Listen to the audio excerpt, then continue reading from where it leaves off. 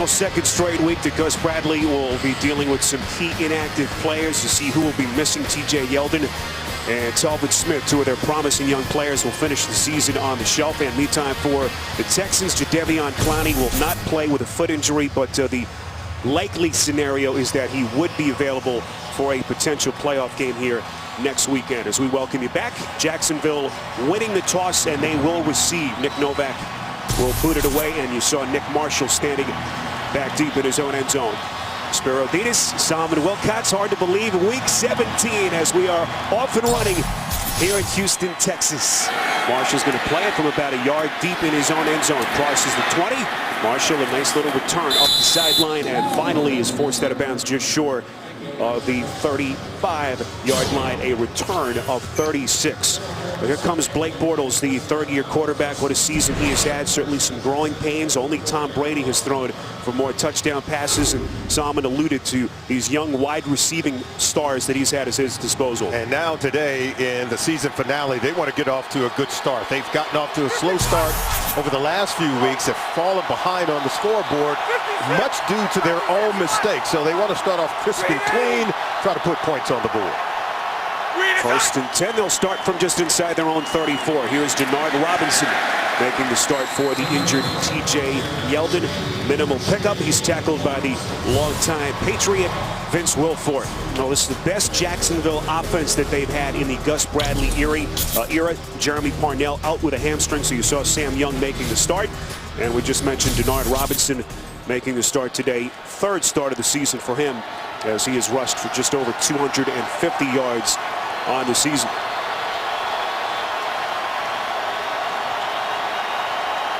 Bortles from the gun on 2nd and 7. Under pressure, that pass deflected at the line of scrimmage, and boy, did he take a shot. The rookie linebacker Bernardrick McKinney, the second-round pick, laying a smack on Bortles. Well, McKinney is a big inside linebacker. He's going to come right up the gut. You'll see him come late and then up the middle, right into the face of Blake Bortles.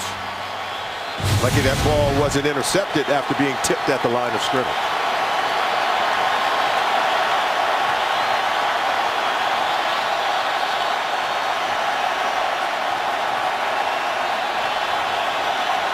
Texans on the best third down defense in the NFL. 3rd and 7, and they get to Bortles again. It's J.J. Watt. Late penalty marker thrown.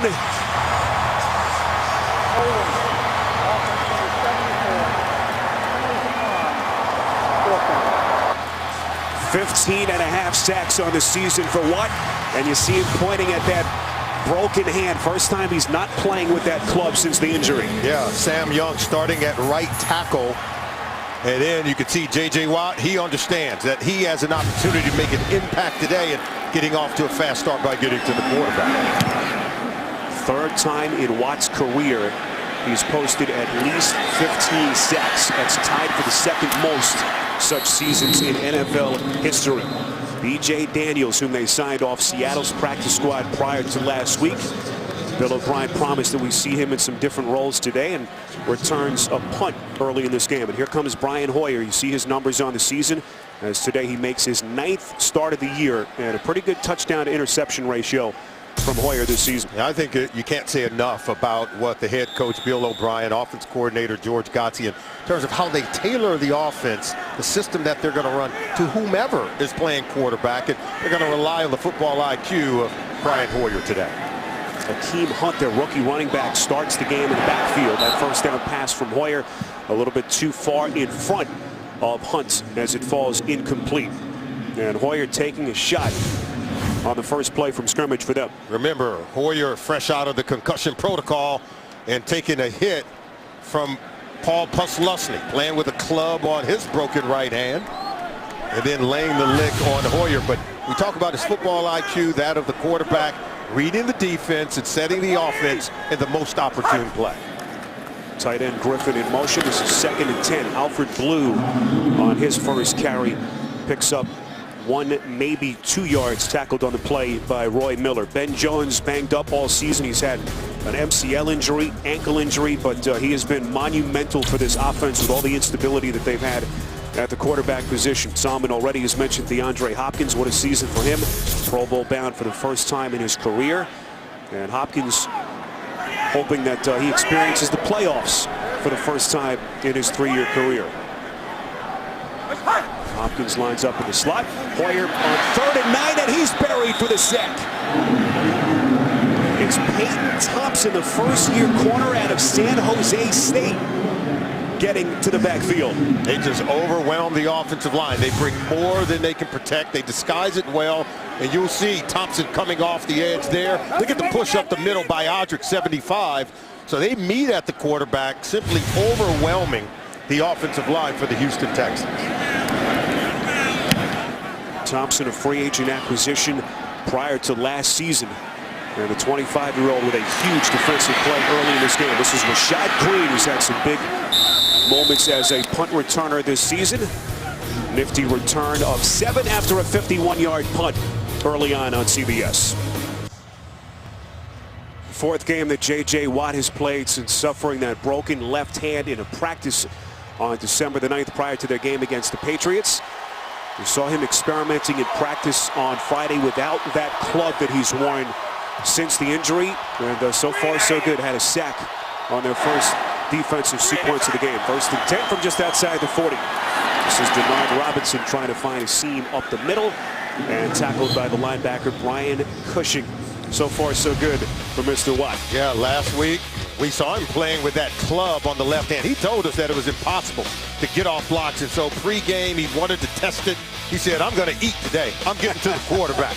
And in the first series, he's getting a sack on Blake Bortles, looking for his 3rd Defensive Player of the Year award. The hand is good, and he's ready to go. Is there anyone who has more fun playing the game of football? He's like a kid in a candy store every Sunday. And what a career he has had till this point. Robinson on 2nd and 7. You mentioned the fact that Watt is closing in on what would be a 3rd Defensive Player of the Year award. There's only been one guy that's ever accomplished that, and that is the Hall of Fame linebacker Lawrence Taylor. Well, take a look. Everyone thought he was having this down year. Well, I don't know, because you take a look at those numbers. By the time this game is over, he could match last year's total. And he's just been phenomenal. Since they awarded him the contract, you haven't seen his play drop off in any way, shape, or form. As you said, he comes to the ballpark looking to have fun. Timeout, Jacksonville. 30 Jacksonville has to burn a timeout. How about J.J. Watt, though, when he talked about, hey, they wanted to keep me out of practice, didn't want me to practice with the broken hand. He was like, well, that's not going to work. He says, I have to be able to practice. I've got to get the work in. The guy loves practicing as much as he loves playing. He said that he really did struggle. He only had 1 sack in the previous 3 games when he was playing with that club. Found it hard to disengage from blockers, to get off guys and shed.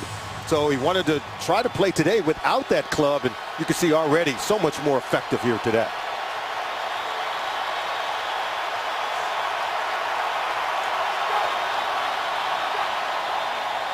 Thomas was the man in motion, and then pre-snap movement on the left side of the line of scrimmage. Defense number 59. 5-yard penalty, 1st down.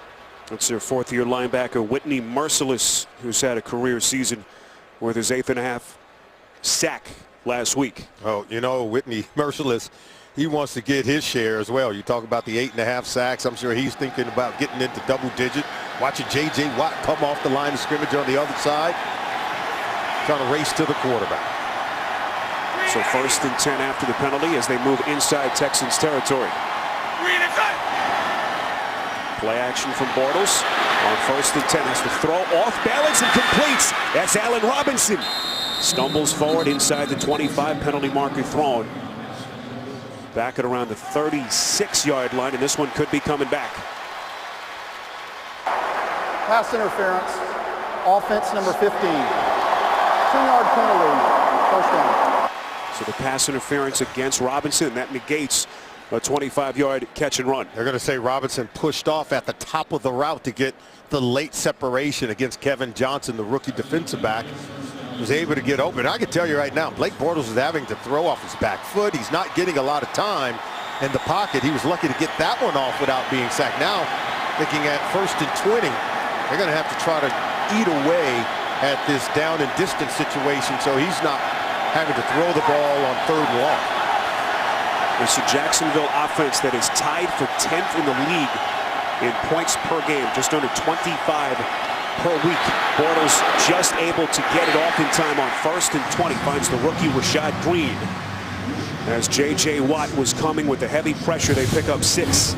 We said that Blake Bortles is under a lot of pressure. Look, he's getting hit on every play. Even though he gets rid of it, it takes a lick from J.J. Watt, making his presence felt in that backfield. And, Bortles has done a really good job. Even though when games have gotten off to a slow start like last week, the early interceptions, they fell behind 21-0. He kept slinging it, Spiro. Still put up 4 touchdown passes. He's going to continue to fight, and that's what impresses me the most about this young quarterback. Second season out of Central Florida. The former 3rd overall pick. That pass batted down at the line. And guess who? It's J.J. Watt. He is wrecking this offense very quickly in this game. Well, that's why he wanted to take off the cast. He wanted to be able to do this. Hit, disengage, rip, get under, get into the face of the quarterback. And J.J. Swat, as he's been known in these parts, getting into the face of the quarterback, knocking down the ball. He's to a point now in his career, he's trying to catch those balls. He's tired of knocking them all down. He actually tried to get both hands up to catch it. We've seen him return those for a touchdown, now forced with a 3rd and 14 for Blake Bortles and company. Bortles from the gun, quick drop, completes. This is Robinson.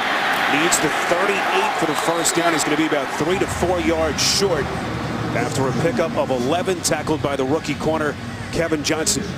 Wow, you love the pursuit by Brian Cushing as well. Johnson had his hands full trying to haul in the receiver after the catch and run. It looks like 4th and 4. Looked like Jaguars are going to go for it, Spiro.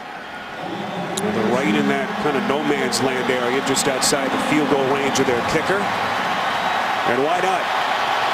Eliminated from playoff contention. We'll see what they've done on 4th down this season as Bradley's going to roll the dice. Bortles pass deflected. What's the signal here? They say incomplete. Nearly intercepted off the deflection. Eddie Pleasant making a diving attempt at the football as they get the Bortles pass again. The 5th pass attempt of the game by Blake Bortles. It's the 3rd time it's been deflected at the line of scrimmage. The NFL on CBS is sponsored by Southwest. Transparency, low fares, nothing to hide. Ram Trucks, guts, glory, Ram. And by New York Life, here to help you keep good going.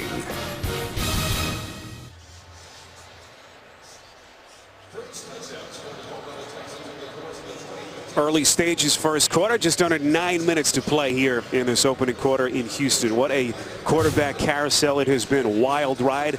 Another season. 9 different quarterbacks that they've gone through since Bill O'Brien took over. 4 different starters, amazingly enough, this season alone. Yeah, and they do a really good job of tailoring the offense to whomever's playing quarterback, as they did 1 week ago with Brandon Wheaton. He played well. Today you get maybe a different game plan with Brian Hoyer under center. 9th start of the season for Hoyer. On 1st and 10, they keep it on the ground to Alfred Blue, the 2nd-year running back. And the question today, after Hoyer suffered Solomon a 2nd concussion over a 1-month span, is, could he clear that mental hurdle? Because you pick up that 2nd concussion, you really start to have some doubts about taking that first big hit. But he went through all the concussion protocols, and there is this coach designing the game plan around Hoyer, as we talked about. But Hoyer said that, hey, I felt better. I was running scout team even 1 week ago. So he said he felt better 1 week ago, and they gave it another week for him to really clear to make sure he was okay.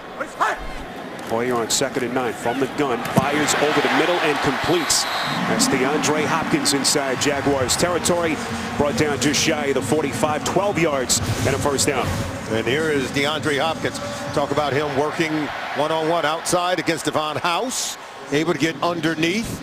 And it was really good by Hoyer, waiting for DeAndre Hopkins to clear through that first window to get to that 2nd area, and was able to squeeze it in to Hopkins. tied for third in the league in receptions and third as well in receiving yards. Nice open hole for Blue to run through as he's inside the 40 and very close to the 35. A run of 9 yards to set up a second and short. One of the reasons they've been able to tailor the offense to 4 different starting quarterbacks is because even in the absence of Arian Foster, they've been able to run the football. 125 rushing yards or more in 5 of their last 6 games. So what did Bill O'Brien tell us? We're never going to get away from the running game. They believe it is the #1 essential ingredient to helping whomever is playing quarterback. And you saw that graphic, rushing yards during this last stretch of games, 7th most in the NFL. See if they'll take a shot here on second and short. Hoyer leads several would-be tacklers and completes. This is the rookie Jalen Strong, first-year man out of Arizona State. They pick up 20 and a first down. We go to New York in an update with JB. All right, guys. That's right. Ben Roethlisberger to Heath Miller, 2 yards. Antonio Brown already 5 catches, 75 yards. Ben 10 of 11, 98 yards and a TD. 7-0 Steelers. Remember, they win, Jets lose, they get in. Back to Solomon and Spiro. Pittsburgh off to a good start, guys. It's still hard to believe that the Steelers were beaten last week by a Ravens team that just has nothing to play for, as Andre Branch is whistled for a penalty at the end of the play and just can't excuse that kind of mistake. Yeah, you know, this is a young team. They talk about being in a race to maturity. Well, that lacks maturity right there. Branch knows better, and he hurt his football team. Branch, one of the veteran guys on this team, 4th year. Former 2nd-round pick out of Clemson, who really struggled, missed the first quarter of the season recovering from a sprained knee ligament, which just has not had the kind of impact that they were hoping for this season. After the penalty and the first down catch, it's a 1st and goal. This is Strong on the reception. And Strong, a kid who's started to come on, 3rd-round pick. You know, Hoyer has really started to build some chemistry with this kid over the past couple of weeks. And that's why I think it was important to get Hoyer back before this team get into the playoffs. If indeed, of course, they're able to win and clinch that division title, I think it's been good for this team, good for the receivers and players around them to get Hoyer back in the lineup. You see the playoff clinching scenario for Houston. A winner, a tie, and they're in. False start. Offense number 79. 5-yard penalty. 2nd down. It's Brandon Brooks, the 4th-year guard and former 3rd-round pick. Let's take a look at Bill O'Brien, George Godsey. We talk about them tailoring the offense to the quarterback. I love what Nate Washington said, that he's never been around coaches who really take a look at the players and say, hey, it's not about my system. It's not about what we want to do. They really evaluate the personnel, look at the players and say, here's what we can do with them. And that's why this team, I think, is overachieving in some ways. 2nd and goal and a fade pass towards the back corner of the end zone. Hoyer trying to locate Hopkins. Coverage on the play by House. And those two are going to be battling all afternoon long. Yep. Devon House matched up outside, bump and run. The hands are outside. Yeah, there's some tugging. I thought House maybe had the hands outside, and there was some tugging of the jersey. In those situations, you're going to let him play because I don't think it was very overt in any way, shape, or form. House, first 4 years of his career in Green Bay, won a Super Bowl title with the Packers, and enters the day tied for 3rd in the league in passes defense. 3rd and goal from the 11. Hoyer feels the pocket collapse, off-balance throw to the end zone will fall incomplete. Looking for Nate Washington. It's a good coverage by the back end of that Jacksonville defense. That time it was Aaron Colvin on the coverage. Yeah, and then look, you can see Jared Odrick came around, got into the face of Hoyer. He had to just chuck it. He had to throw it earlier than he wanted. Forced a high throw as Odrick came and swiped at the face of Brian Hoyer. Trying to make him feel some pain once you get there. Nick Novak on for a chip shot field goal. This will be from 29 yards out. Jags are happy that Odrick was even available today. Had to leave their game in New Orleans early last week with a left knee injury. Field goal from Novak is good, and he is now 46 of 46 on field goals inside the 30. Well, the Walter Payton NFL Man of the Year Award, presented by Nationwide, has a long history of honoring players who have significantly impacted both the game and their communities. The winner will be announced at the NFL Honors Award show February the 6th right here on CBS. And this year's nominee for Jacksonville, Zane Beadles, and for the Texans, J.J. Watt, who has been so entrenched in this community since coming into the league back in 2011. Remember that story? He was visiting some kids in the hospital on Christmas Day, had dinner with his teammates, went to visit some kids, then went to the team facility, had a workout. Just the on day in the Christmas life night of J.J. Watt. And the other thing you have to appreciate is that ball blows off the tee is that Watt goes to the Children's Hospital here where he's built so many relationships, but he does it with very little fanfare. Doesn't want any television cameras. He does it for the right reasons. He's raised by, he said his father was a firefighter. His mom really demanded that he and his brothers put in volunteer work even when they were going through high school, and he's kind of carried it with him in his professional career. Novak able to get it on the tee. And this is Nick Marshall, who takes a smack just as he crossed the 20-yard line. What a hit by Brian Peters, one of their backup linebackers. You're watching the NFL on CBS. The NFL on CBS is sponsored by Papa John's, official pizza sponsor of the NFL, and by Bud Light, the official beer sponsor of the NFL. Well, Allen Robinson joining some pretty elite company, joins Randy Moss and Rob Gronkowski as the only players aged 22 and under with 14 receiving touchdowns, as he has set a new franchise record in that category. Also played for Bill O'Brien his final 2 years as a collegiate star at Penn State. This is Jonas Gray. First carry for him after coming over from Miami earlier in the season, a pickup of 3. Coming up tomorrow on an all-new Late Show with Stephen Colbert. Don't miss Samuel L. Jackson. Plus later this week, Jerry Seinfeld and Matthew Broderick. All new Colbert all this week. Happy New Year from Houston. Hope everyone's doing okay. Just under the 5-minute mark, you see the first 2 possessions in what has been a struggle to this point for Bortles in this offense. On 2nd and 7, Bortles goes play action, has time. That pass is deflected and falls incomplete. Jonathan Joseph was step for step with Allen Hurns. Jonathan Joseph playing very well in this Houston Texans defense. Should have probably gone to the Pro Bowl this year because he's made plays like that all season long. And Jacksonville continues to struggle. You already showed what they've done in their first 2 possessions. They've trailed at halftime in each of their last 5 games where they've been outscored drastically. So they need to get off to a fast start, but right now against this Texans defense, it's been difficult. 3rd and 7. Bortles set again. Whitney merciless from the blind side.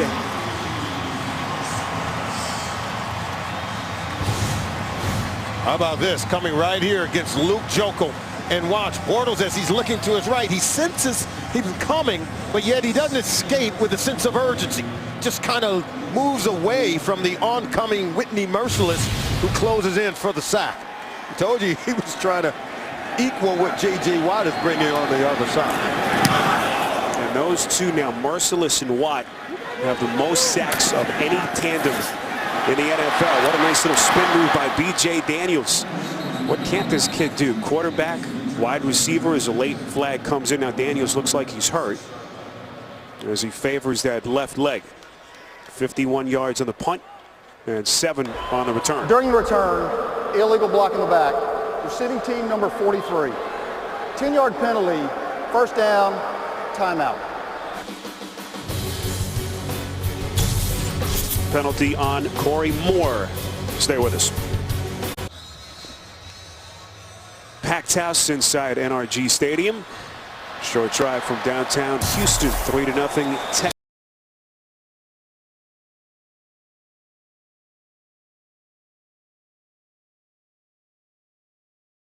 From the 21. Alfred Blue splits out top of your picture. Warrior, quick drop, quick release, completes. Hopkins. See him holding the football like a loaf of bread, very close to that first down. Time now to get the wisdom of Solomon here in Week 17. Take a look at the 4 different franchises that have made the playoffs while starting 4 or more quarterbacks in the same season. The Bears did it 3 times in the 80s, and then the Cleveland Browns had 4 different starting quarterbacks in 1988, including our very own Gary Danielson. And Jarius Jackson was one of 4 starting quarterbacks for the Broncos in 2003. Seneca Wallace was one of 4 for the Packers in 2013. Leading the 4th starter for this team as Blue is able to pick up the first down. Back to New York and an update with JB and Boomer. Indy needs a miracle of miracles, Boomer. Oh, don't they really? Well, Josh Freeman throws an interception. Zach Mettenberger's first play after that interception leads to a 5-yard quarterback draw. The Titans now lead the Colts 7-3. All right, back to Spiro and Solomon. Injured Texan is Dwayne Brown, their former All-Pro tackle, as the athletic trainers come onto the field. Injured Texan is Dwayne Brown, the former 2-time All-Pro. And this is about as vicious a collision as you will see. Hayes Pollard, the rookie linebacker, looking to get into the backfield, and boy, did he lay a hit on Brown. Yeah, it's going, and this is Hayes Pollard right there.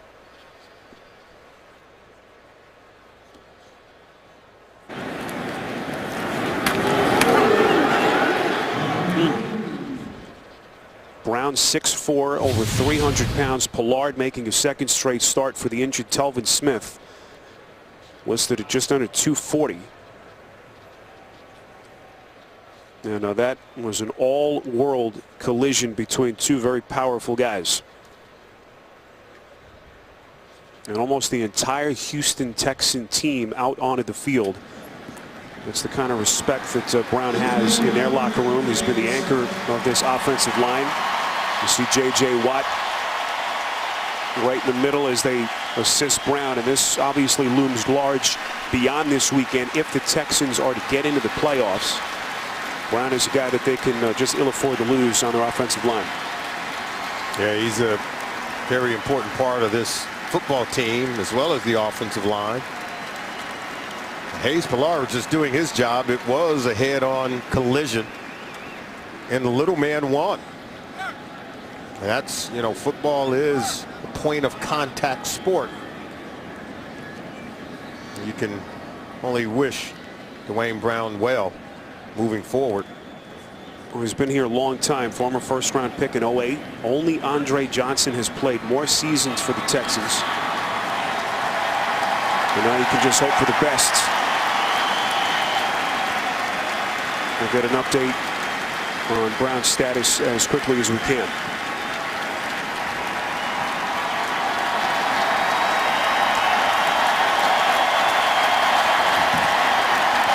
Banged up this year. He's had to grit his way through a broken thumb. As you see that right leg buckled underneath him.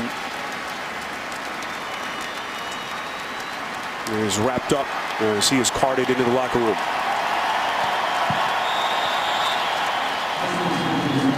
Simon, you work so hard, all the off-season training, put your body through so much sacrifice. You certainly hope that he is okay, as he is replaced by Chris Clark. 1st and 10. Hoyer puts it in, it completes to Hopkins inside Jacksonville territory. Run out of bounds inside the 45 after a pickup of 20 as we go back to New York. A Colts miracle starts with them winning. Well, that's exactly right. How about this miracle from Josh Freeman off the couch onto the football field, throwing touchdown passes as opposed to interceptions in this case. 57 yards of Colby Fleener. Colts take the lead 10-7 over the Titans. That is a mini miracle, Boomer. Absolutely. Back to Spiro and Solomon. Colts actually have less than a 1% chance of making the postseason. Need to win and need a lot of other help. There's Akeem Hunt. Nice little cutback maneuver inside the 40. Very close to another Houston first down as he picks up 7. Houston Texans, they get the run game going. It can be a very difficult offense to stop. And we told you, Bill O'Brien said, hey, we're not going to get away from it. And they use a rotation of 4 different running backs, whether it's Hunt, Polk, Jonathan Grimes, or Alfred Blue. they still have been productive despite having a committee of runners to run the football. Texans go 2 tight ends with Fedorovich and Griffin. As we get some movement pre-snap. Encroachment, defense number 75. 5-yard penalty, first down. That's Jared Odrick, the man penalized. Got him with the hard count. Strong hard count from Brian Hoyer lures the defense offsides. And that penalty will give Houston a first down. It'll be 1st and 10 from the 33. 51, hey, he's on the ball. Hoyer 5 of 8 till this point. Over 63 yards passing. Play action. Hoyer able to sidestep. With potential sack, and that pass a little bit too high for Nate Washington. House was there on the coverage. Hoyer does a really good job of stepping up in the pocket. And watch as he climbs. And we'll go ahead and let it roll right up to the point. Go ahead and let it roll and watch the pass rush. And then just watch it here. Now watch as he climbs. Now stop it right there. Now watch, had he not thrown it, he could have run maybe for the first down as opposed to throwing it over there. But he had a lot of room to take off and run it. Obviously, he's not known to be a running quarterback, wants to get the ball out of his hands quickly. 51, Rita. First appearance for Hoyer since sustaining that concussion against New England. Second concussion that he has endured this season. Goes underneath on 2nd and 10. That time hooks up with Washington. And one out of bounds by the safety, Josh Evans. A pickup of 6. It'll be 3rd down. But you notice the rhythm and the tempo of the offense with Brian Hoyer in there. The run game seems to be working. He's very effective at diagnosing the defense. He's signaling out the point man. Where is the Mike linebacker? And then they can set the protection. He's getting the ball out of his hands quickly, giving the receivers an opportunity to make a catch on the football. Right now, the offense is working with great continuity. This game's so critical for Hoyer to get his rhythm back as they close in on a potential postseason berth. That pass is complete. Look at Hopkins, dangerous in the open field. Little dancing maneuver to get inside the 15-yard line. Tackled eventually after a 14-yard first down catch and run. Once he gets across the face of the defender, Devon House, you saw the ball getting to him quickly. Look at Hoyer. He already knew where he wanted to go with it. Hopkins does a really good job of winning against the one-on-one battles. He wants to get inside leverage. He tends to be able to win. He wants to get outside. That's why he's got himself 108 receptions so far in the year and looking for more. Already approaching 60 yards receiving. Could be the final play of the quarter. Hoyer takes a smack right at the top of the helmet. 1st and 10. Hoyer wisely just throws it out of bounds as he took that smack from Chris Clemens. And that's the end of the first quarter. In Houston, you score the Texans 3 and Jacksonville nothing. You're watching the NFL on CBS. Start of the second quarter, NRG Stadium in Houston. Texans closing in on what would be their 3rd division title since 2011. Need a win or a tie here or a loss or a tie by Indianapolis as they play with a lead in the first half of their game against the Titans. 1st and 10 inside the Jacksonville 15. Blue trying to cut back to pick up a yard, maybe 2, tackled on the play by Dwayne Gratz. Houston has told us that Dwayne Brown was officially out for the game. It is a right knee injury. Clemens trying to punch the ball out right there. He missed the ball. He may have landed the blow. I don't know what Alfred Blue thought about that, but clearly looked like he was trying to punch out the football. 38, 51, Rita. Interesting defensive tactic by Clemens. Jonathan Grimes lines up in the slot. Top of your screen on 3rd and 9. Hoyer gets rid of it quickly. Here's Grimes. Lunging end zone. Touchdown Texans.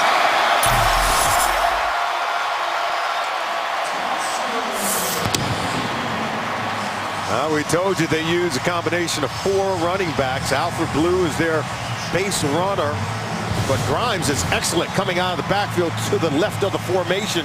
Hoyer hits him quickly before the defensive back, Jonathan Cyprien, could close in, and Grimes able to hit the chalk or the pylon for a touchdown there before going out of bounds. excellent quickness and speed coming out of the backfield. 12 yards on the catch and run. First career receiving touchdown for the third-year runner out of William and Mary, Jonathan Grimes. Brian Hoyer, 19th touchdown pass of the season. And the 38th of his 7-year career. Point after from Novak is good as Hoyer marches him 79 yards. See the scoring drive led by Hoyer. 10 plays, 79 yards. Capped off by a 12-yard touchdown reception by Jonathan Grimes. First touchdown catch of his NFL career. Hoyer trying to fight off the cobwebs after missing the last 2 weeks with that concussion. And starting to get a little bit more comfortable as this first half winds down. Marshall bobbles the kickoff, able to recover and take a knee as Jacksonville will start from the 20. Well, people affected by severe weather and other disasters need your help now. To support those impacted by disasters like the severe weather in Illinois, Missouri, Texas, and countless other crises, you can text Red Cross to 90999 to give $10 to American Red Cross Disaster Relief. We've traveled through much of the middle part of the country, Mid-South and Nashville last week, where they've been dealing with all kinds of extreme weather. Thoughts are with all those people that have been affected. 1st and 10. This is Jonas Gray, signed off of Miami's practice squad middle part of the season, tackled by Cushing and McKinney. Quarterback pressure on Blake Bortles has been immense. Whether it's the linebackers blitzing up the middle, or J.J. Watt coming off the edge, and Whitney Merciless as well. So Watt has been in the backfield pressuring Blake Bortles all day. Whitney Merciless has himself a sack, and so does J.J. Watt. This offense right now off to a slow start yet again. 2nd and 9. This is Gray. Rare lane for a Jacksonville runner to fight through, and Gray is fired up. Needed the 30 for the first down as he picks up 8 yards. I just think Jonas Gray gives you a little bit more in the run game than Denard Robinson, who might be maybe a better third down running back for this package, but you can see the rushing yards that he has had. He's had big days in the National Football League where he's rushed for over 200 yards. Get him cranked up, get him going. Goes a long way into protecting your quarterback, Blake Bortles. 3rd, less than a yard. Clay Harbor, the tight end, lines up as a fullback. Lead blocking for Gray. Needs the 30, and he's got it. Working hard as he gets close to the 34-yard line. Tackled by Demps. 4 hard-fought yards and a first down for Gray. With all due respect to Denard Robinson, you're not getting this from 195-yard running back. Jonas Gray's 225. Look at him move the pile, push the defender back, makes the offensive line a little bit better. You can see they're able to block and collapse the line down on J.J. Watt, rendering him ineffective. That was Sam Young, their tackle, who's making the start today for the injured Jeremy Parnell. 1st and 10. Bortles again under pressure, somehow escapes. There's a throw across his body, completes. Robinson all the way down to the Houston 30. Tripped up by McKinney, the rookie linebacker, but not before they pick up 36. What a play by Bortles. Now think about it. Bortles has the ability to escape and extend plays. Watt nearly knocks down the ball, and you can see the defender, John Simon, he misses it. And watch the poise as he's able to flip that ball over to Robinson, and then Robinson's going to set sail if McKinney doesn't trip him up to make the tackle. Robinson doing it against his former coach at Penn State, Bill O'Brien. 1st and 10. This is Gray, and he is brought down behind the line of scrimmage by J.J. Watt, who leads all defenders in tackles for a loss this season. He's going to get around the edge of the defense if J.J. Watt doesn't come down from the backside and make this tackle. Jonas Gray's going to look. Jonas Gray ahead of him. He's going to break outside of that if J.J. Watt doesn't come from behind to haul him down.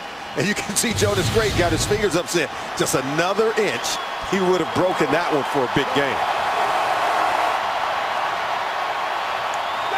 6th play of the drive. This is 2nd and 10. Bortles from the gun, over the middle, completes. That's Hearns. Tripped up right after the catch by Kareem Jackson. after a pickup of 6. Now you're starting to see what this offense for the Jacksonville Jaguars are capable of. You know, Gus Bradley knows he's got a talented young group of players. They're just so young, they get off to these slow starts, but when they get rolling, they're capable of being as explosive as any offense in the NFL. Hearns over 1,000 yards. His 62nd catch of the season. Big play here on 3rd and 4. Watt got a nice jump. That pass broken up. The intended receiver was Julius Thomas. He was surrounded by 3 different defenders. They swarm him and it falls incomplete. Well, it all starts with the pressure, starting with J.J. Watt. Watch him coming off the corner. He's going to pressure and force Bortles step up in the pocket. Bortles wasn't able to get rid of it as soon as he wanted to. And then watch the defenders close in on Julius Thomas. Brian Cushing lays a lick. Good pressure coming from the outside by Andre Hale. 43-yard attempt for Jason Myers, who's had some highs and lows this season. Able to bang it through from 43 yards out and get the Jaguars on the board. The NFL on CBS is sponsored by the Acura Oh What Fun It Is to Drive event. Verizon. Better matters. And by the Home Depot. More saving, more doing. Charlie. Back with you in Houston, and we want to take this opportunity to give a little tip of the cap to our guy Charlie Carlucci, who started with CBS back in 1980. 6 Super Bowls that Charlie has worked over the years. He's worked the Masters every year from '81 to the present, and Charlie hanging it up, retiring after this year's Final Four. Look at that, putting in some work over the years. 6 Super Bowls, 35 Masters tournaments, and all those NFL games. He was getting this done right around the time you came on board, Spiro, when you were 1 year old, right? Charlie, congratulations, brother. You've carried us for a long time, Charlie. Thank you. Well, meantime, they are retaping the left ankle of J.J. Watt. Kind of came up lame at the end of that last play as he continues to put all kinds of pressure on Blake Bortles.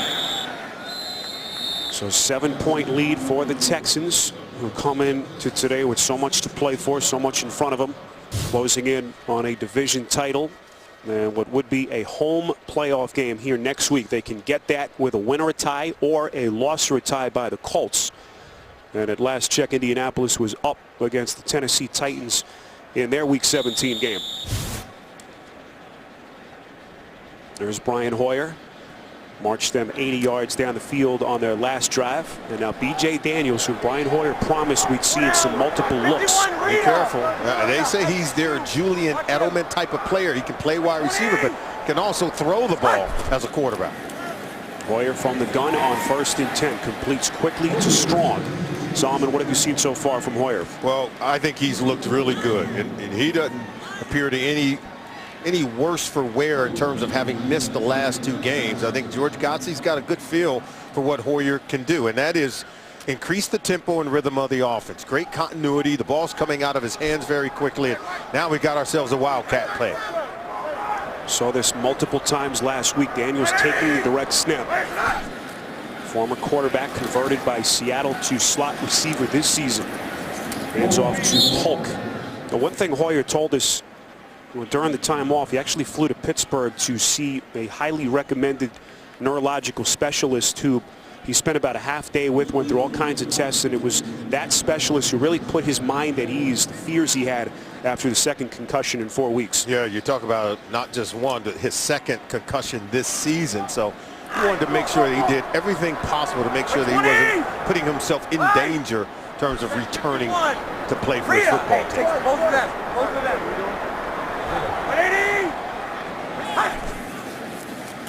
3rd and 4. Hoyer's pass will fall incomplete. Trying to find the rookie running back Akeem Hunt. Coverage on the play by Peyton Thompson. And there you can see just, trying to add a new wrinkle to the offense with B.J. Daniels, some wildcat stuff. Kind of took him out of rhythm a little bit there, where the offense had been, I think, in really good sync. They had a great pacing where they had the defense off balance. Maybe trying a few little things there took them out of rhythm. Shane Leckler, who has been doing it for a long time in the NFL, 16 seasons. Here's Rashad Green. As he crosses the 40, takes a hard hit from the back. A return of 19 yards in a 7-point game. Week 17 continues later today on CBS and Fox. Also tonight, Sunday Night Football on NBC. Vikings and the Packers playing for the NFC North Division Championship. We're in Houston, NRG Stadium. Spiro Ditas, Salman Wilcots. Rest of our crew, Ryan Galvin, our producer, Andy Goldberg, our director. 1st and 10. Bortles and company have had excellent starting field position. But that run by Denard Robinson going backwards. Watt and Merciless combined on the tackle. Well, they teed off on this play. And look, they're aligned to the same side. This is how you get the one-on-one for J.J. Watt. You can see he arm over, swim move. He detaches as well as Whitney Merciless. I love the way they move J.J. Watt around. I think it's real critical. And he really is thankful to the way the coaching staff here in Houston are using him. They retaped that left ankle of Watt. Showed no ill effects on that play. 2nd and 13. Robinson trying to get back to the original line of scrimmage. Looked like the football may have come loose. No signal yet from the officials.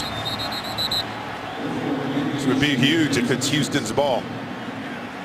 We talk about slow start Jacksonville has gotten off to. They turned it over early in last week's game. They turned it over again. Well, I'm surprised that they went back to Robinson after Jonas Gray looked so impressive on that last possession. Absolutely, Spiro. Costly. And guess who comes up with at the bottom of the pile? Just has a way of making plays for this football team. J.J. Watt appears to have recovered the ball. You can see Denard Robinson there. The ball is down around the feet, and there's Watt clawing at it, but that ball was on the ground for quite some time. Take a look. We'll show you. There that ball is. See it right there? It's right in there. J.J. Watt going to come up with it. There it is. Ball at the feet. So many. Certainly not in the possession of Denard Robinson. Robinson making his 3rd start of the season with T.J. Yeldon out for a 3rd straight week. He has struggled in terms of handling the ball, fumbling the ball, getting the ball on the read option from his quarterback, Blake Bortles. They just have to, I think, allow Jonas Gray. Gives them, I think, more power in terms of the run game and certainly more ball security. So after the turnover, a short field for Hoyer and company. 1st and 10. Fakes the handoff to Polk. Football was deflected and actually caught by Xavier Su'a-Filo, their 2nd-year guard out of UCLA. And look at the hands shown by the big fella and a heads-up play. Su'a-Filo watching big number 71 at the left guard position. Watch, the ball is going to be hit right there by 97 Roy Miller. Su'a-Filo is able to haul it in, make a catch. That's more of a fumble recovery and not a completion. Just for the record. Whatever the case, that is some pretty serious hand-eye coordination from a guy who stands 6'4" and more than 300 pounds. 2nd and 10. Hoyer rolling out, studies the defense and completes. That's the tight end C.J. Fedorowicz. Picks up 9 yards as Hoyer able to elude the pressure by Posluszny. Hoyer made real good decisions because I thought he had DeAndre Hopkins open over the middle, but Aaron Colvin was kind of baiting him. Turned his back to the quarterback, but he was ready to hop all over that ball had he thrown it to Hopkins, and Hoyer was able to read it and go elsewhere with the football.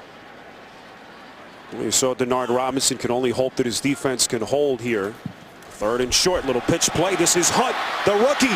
Plenty of real estate inside the 15, inside the 10, and finally brought down by Jonathan Cyprien. 25 yards. It'll be 1st and goal, Houston. I love this play because they go away from the fullback, goes here, but look at that. Quick little pitch. They're able to get on the outside, on the edge of the defense and around the defensive lineman. They were able to get outside of Andre Branch. This Jacksonville defense has been very weak and porous on the edge against the run game, and that play, I think, was set up and designed to take advantage of it. Another direct snap. Wildcat. This is Grimes trying to find a seam. He goes inside the 5. Head-on collision with Puslesny. It'll be 2nd and goal as they continue to go deep in the playbook. Again, trying to get out on the edge of the defense. They're able to kick out on Colvin, but they were not able to keep Puslesny from making the tackle even with one hand. Grimes will take a direct snap. 2nd straight play. This time he'll throw it. Incomplete. In and out of the hands of Fedorowicz. It'll be 3rd and goal. You know, Grimes looked like he knows what he's doing now. Look, vision down the field. Hold it, now throw it. Look, that ball is right there where you want to put it. Fedorowicz couldn't hold it and haul it in, even though I thought it was well defended on the play by Aaron Colvin. Fedorowicz knows he had an opportunity to haul it in. Fedorowicz 1 touchdown catch on the season. Where do they go here on 3rd and goal? Hoyer hands off to Grimes, and he will waltz into the end zone for the Houston touchdown. Grimes had the receiving score earlier, and this time he runs it in as they capitalize on the Robinson fumble. I think it's about time we pay attention to offense coordinator George Godsey with the Houston Texans. He's making a name for himself. I love the way he utilizes the talent on this offense, designing plays specifically for some of his playmakers. Jonathan Grimes able to just split the defense and walks in. Bob McNair, along with general manager Rick Smith, having a good time, enjoying the results of this football team and their hard work.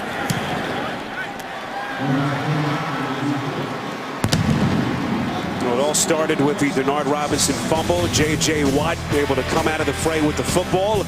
Gave Hoyer in his offense a short field, and Jonathan Grimes does the rest.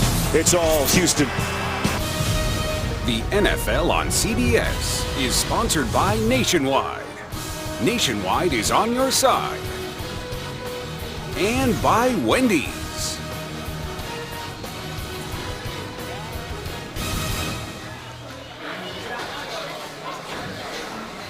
Oh, look inside the Breakfast Club, one of the great breakfast spots, certainly in the city of Houston, right in the midtown area of the city.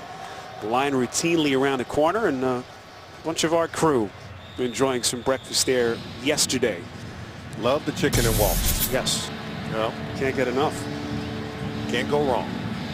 Should have had them maybe send some up here at halftime. Probably a little too late for that. 17-3 Houston as we welcome you back.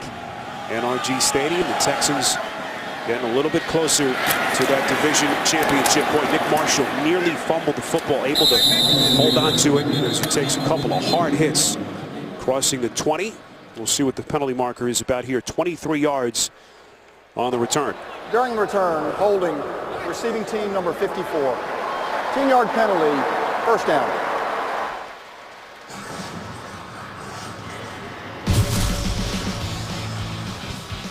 So coming up, TV's #1 comedy, The Big Bang Theory, all new episode coming up Thursday, 8/7 Central, as they begin the new year with a bang. Only CBS. Well, we told you about Shad Khan giving his head coach a vote of confidence. Issued that statement on Tuesday saying that Gus Bradley will in fact return for a 4th season. You see him here in his luxury box in support of his team. Bortles' pass is deflected again.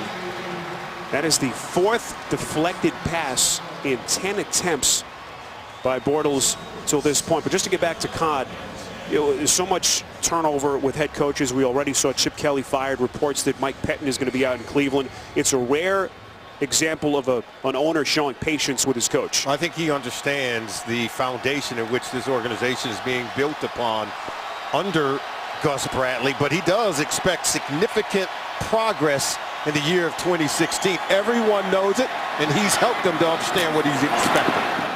That'll make Khan very pleased. Nice pass by Bradley, finding Robinson for a 1st down. They pick up 22, and as you said, the nucleus that they have, not only offensively, Solomon, but the defensive guys as well. And don't forget about Dante Fowler coming back next season. Yeah, Shad Khan wants to stay the course.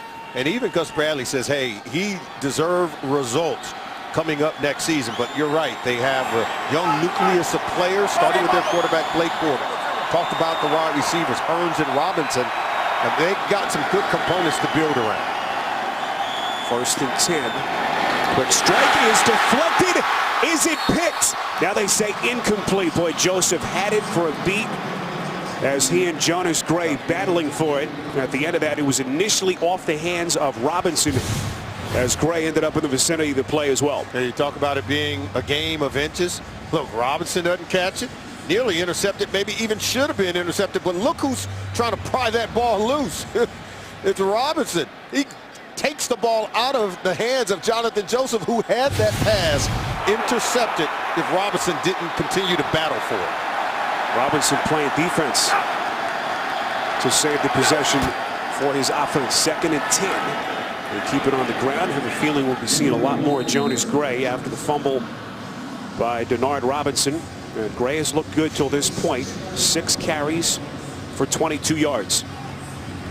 You know, we talk about some of the young nucleus of players. They've got some young cats on this football team. Take a look at Blake Bortles, 35 touchdown passes on the season, over 4,000 passing yards, 2 receivers with 1,000-yard receiving. And then on the defensive side, Telvin Smith, phenomenal linebacker. Talk about a young nucleus of players they can continue to build upon.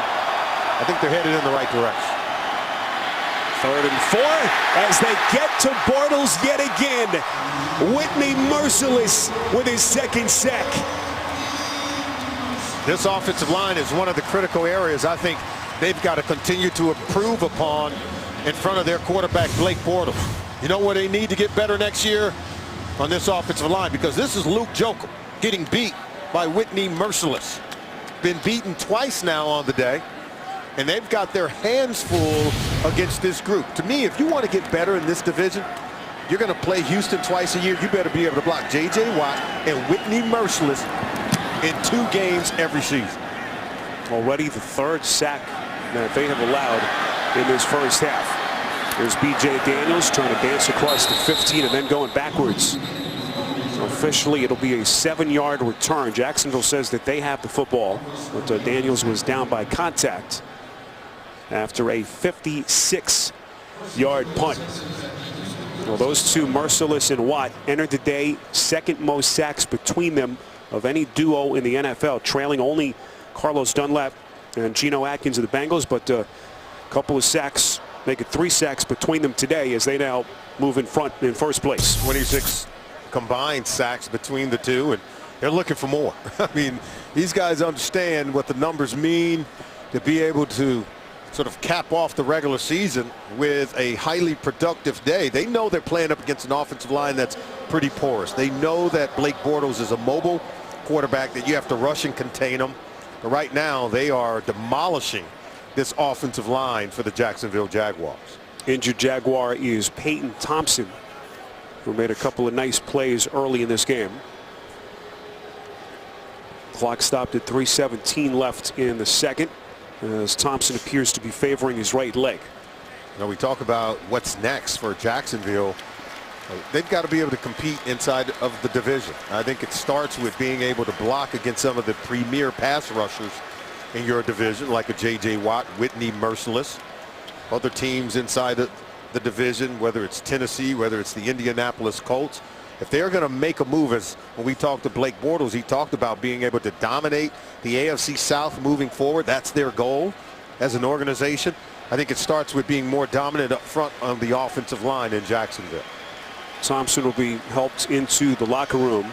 But people forget, this was a Jaguars team that was still in contention at the 10-week mark of the season. They were 4-6, still very much alive in the division. But so they have stumbled over the last month plus as they've dropped 4 of their last 5 games.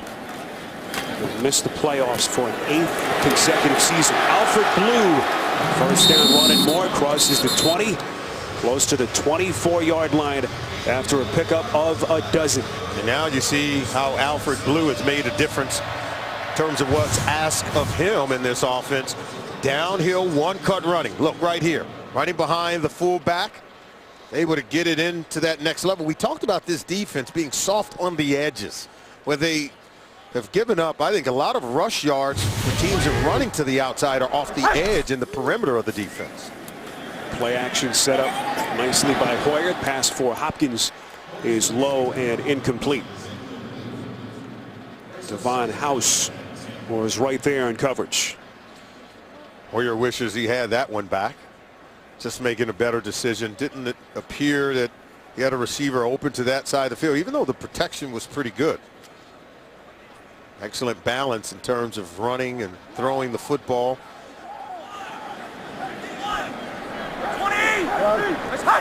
Houston goes 4 wides on 2nd and 10. Hunt is buried.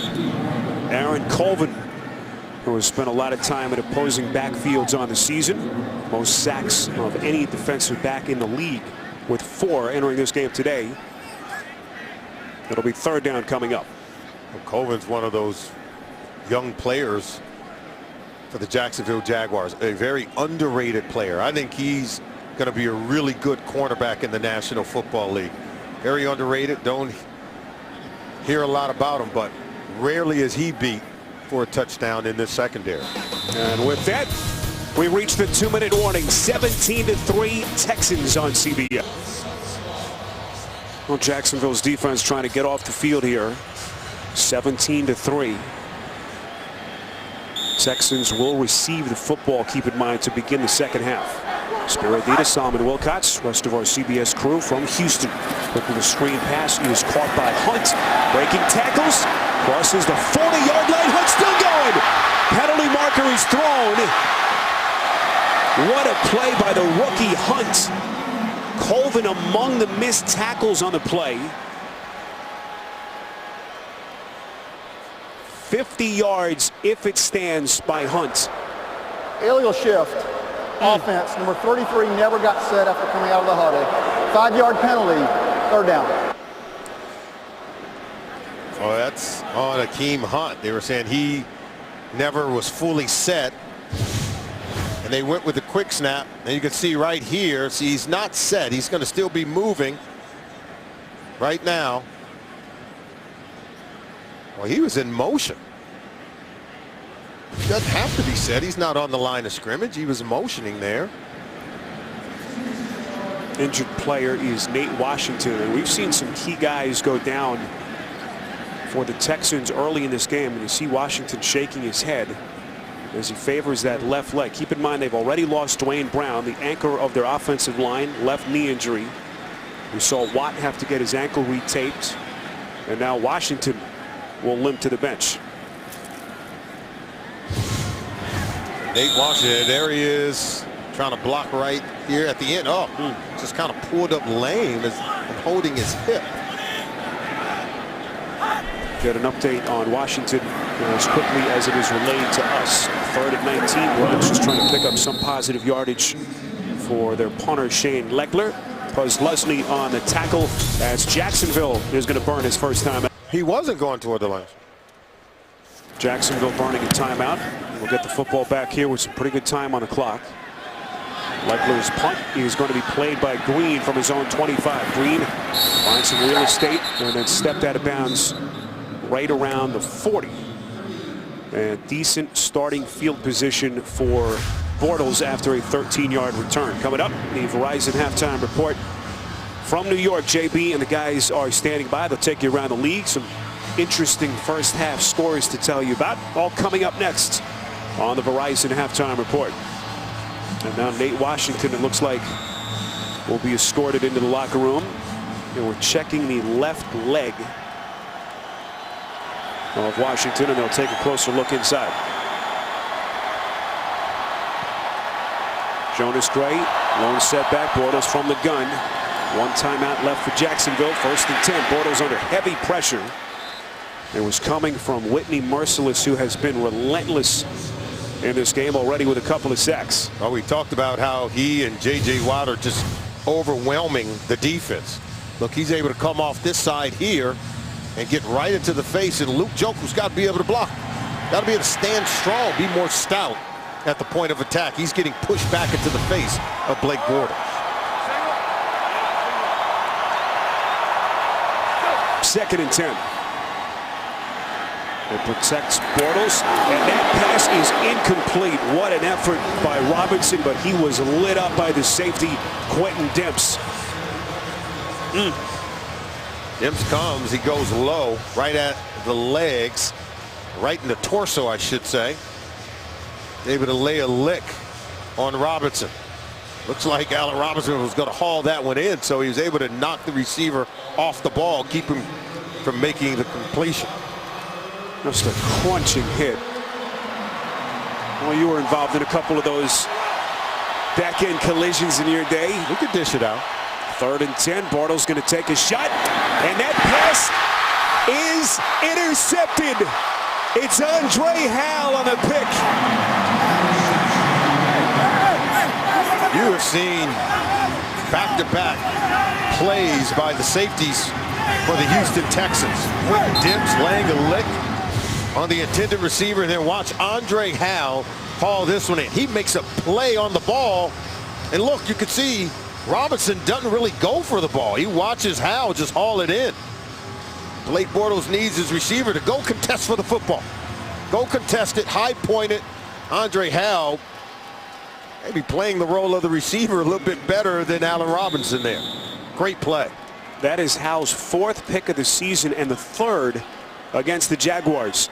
Had 2 picks back in week 6 in Jacksonville. And Romeo Crennel liking what he's seen from his defense. 17-3, Texans trying to build on their lead. 60+ seconds to play. This is Jalen Strong. Rushes the 35. First down catch and run as they pick up 11. Now let's see if the Texans can take this turnover and turn it into points. Bill O'Brien will burn a timeout, and they will have 1 left. See where Bortles ranks. Only Tom Brady has thrown for more touchdown passes on the season. Incredible statistical accomplishment in only his 2nd NFL season. Another reminder, stay tuned for the Verizon Halftime Report. JB Tony, Bart Boomer, and Coach Cowher standing by from our CBS studios in New York with the Verizon Halftime Report. One of those 2 picks that Hal had back in week 6 against the Jags was a pick 6. Like 20. That's hot. Hopkins in motion. Hoyer, play action on 1st and 10. Here's Grimes. 2 scores in this first half, 1 rushing, 1 receiving. Tackled by Posluszny and Colvin. 11 more yards in a first down. Well, you like these running backs for the Houston Texans. Very explosive, can catch it, they can pass protect, they can run it. Whether it's Akeem Hunt, Pope, Grimes, or Alfred Blue, they're well dialed in to helping this offense. And Grimes doing it against his former team. Brief cup of coffee with Jacksonville. Coming over from the Jags in free agency in 2013. Here is the clinching scenario in the division as a late flag is thrown. Appears to be against Houston. You see Bill O'Brien irate. Oh, he was so irate. He was screaming at the officials, and they dropped another flag.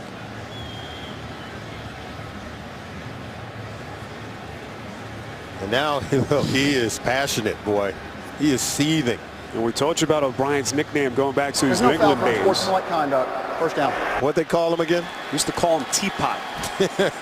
Never knew when he'd explode, and boy, he's doing his best to try to compose himself here. There he is right there. Look, he is very upset right there. There you see the flag thrown. Now, I have no idea what he's upset about. O'Brien going to continue to try to calm himself down. 1st and 10 from the 47. Texans are out of timeouts. Hoyer, off balance throw intended for Grimes and incomplete. It was Clemens and Odrick applying the pressure. Now the Houston Texans, again, no timeouts. Now they've got to make good decisions in terms of where they're going to throw the ball outside the numbers, where the receiver can make a catch, get out of bounds to stop the clock so they could.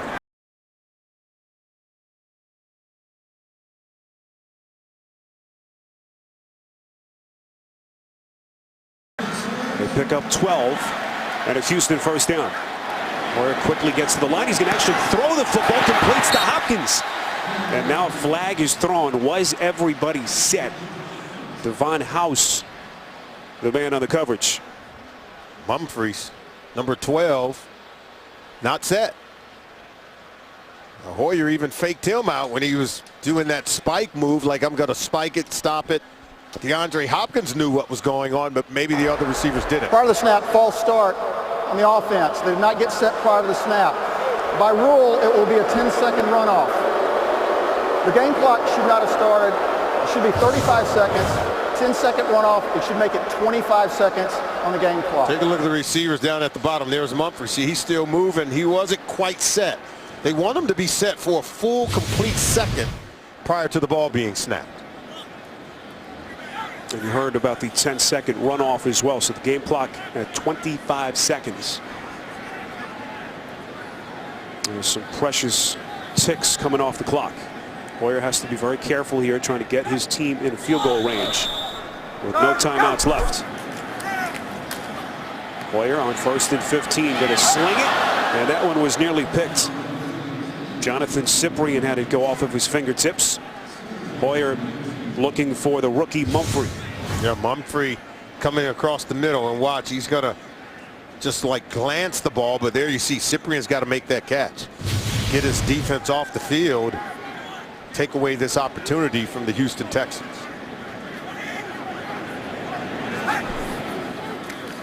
Hoyer on 2nd and 15.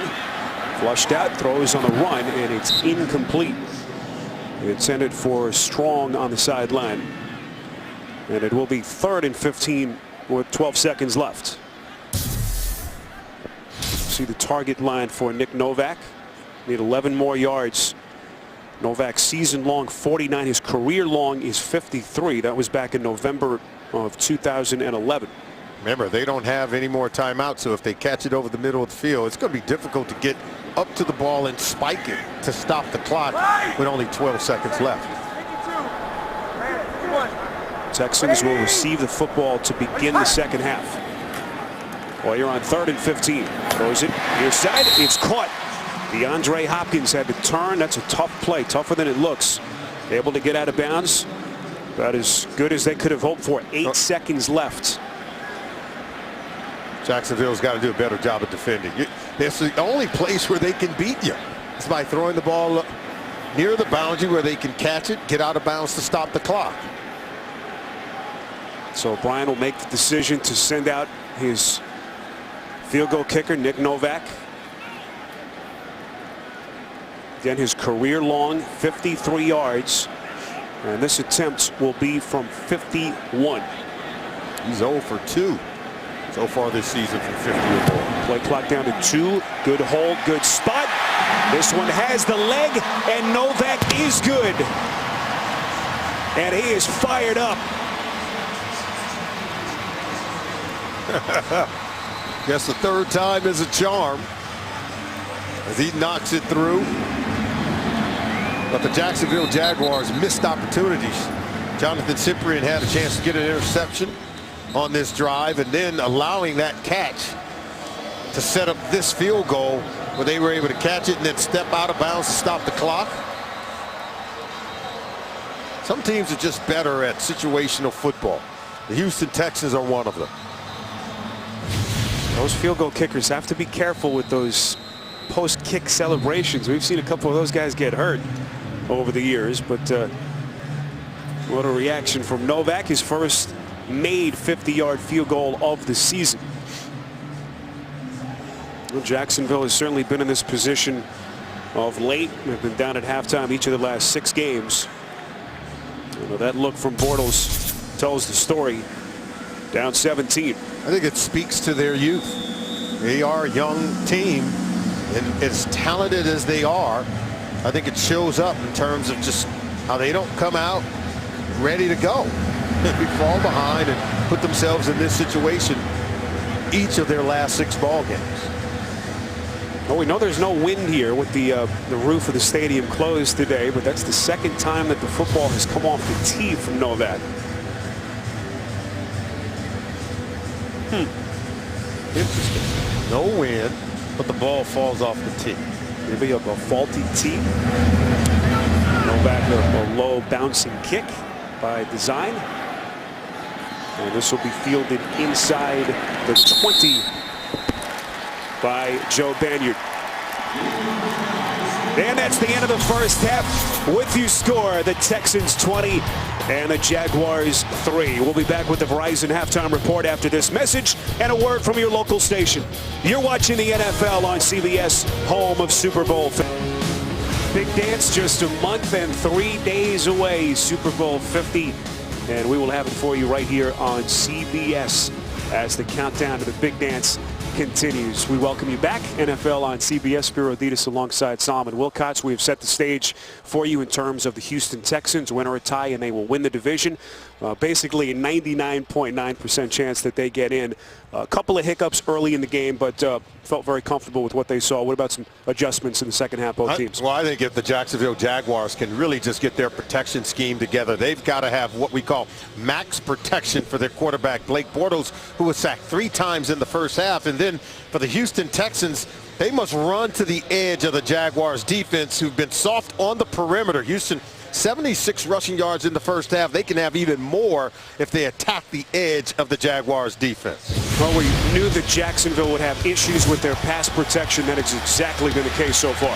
Oh, there's no doubt about it. And J.J. Watt, Whitney Merciless up front, stuffing the run, hurrying and harassing Blake Bortles to the tune of 3 sacks in the first half. They're looking for more here in the second half. And again, I think you've got to max protect against those guys. That means keep a few more blockers in as opposed to releasing everyone and getting the 5 eligibles out in the passing game. You need more help for that offensive line to block these two. See what they've done. Just 1.5 complete. Merciless now at 10.5 sacks on the season. And Watt, as we told you earlier, playing without the club on that broken left hand for the first time since the injury back on December the 9th. How effective he has been. Jason Myers boots it away. And Brian Hoyer and the Texans will start from the 20. Up 17 points. First half possessions for the Texans. Solomon, what did you see from their offense? Well, I thought they had really good rhythm when they were able to run the football with a committee of 4 running backs. You could see the offense taking much greater rhythm. You could see on that third possession, 10 plays, over 70 yards on that drive. I thought Hoyer looked really good after sitting out the last 2 weeks in that concussion protocol. He's looked really good. See Hopkins' numbers in the first half as they keep it on the ground to Alfred Blue. One thing to keep in mind, the Texans losing Dwayne Brown, their best offensive lineman in the first half, left with what appeared to be a pretty serious knee injury. There's his replacement, Chris Clark, the 7th-year tackle out of Southern Miss. But if, in fact, this team gets into the playoffs, Solomon, that could be a huge loss without speculating on the severity of the injury. And Nate Washington also had to leave the game with a leg injury. 2nd and 4. Penalty flags will whistle this play dead. Encroachment, defense number 97. 5-yard penalty, first down. And it's Roy Miller, who's had a solid season for Gus Bradley in this defense.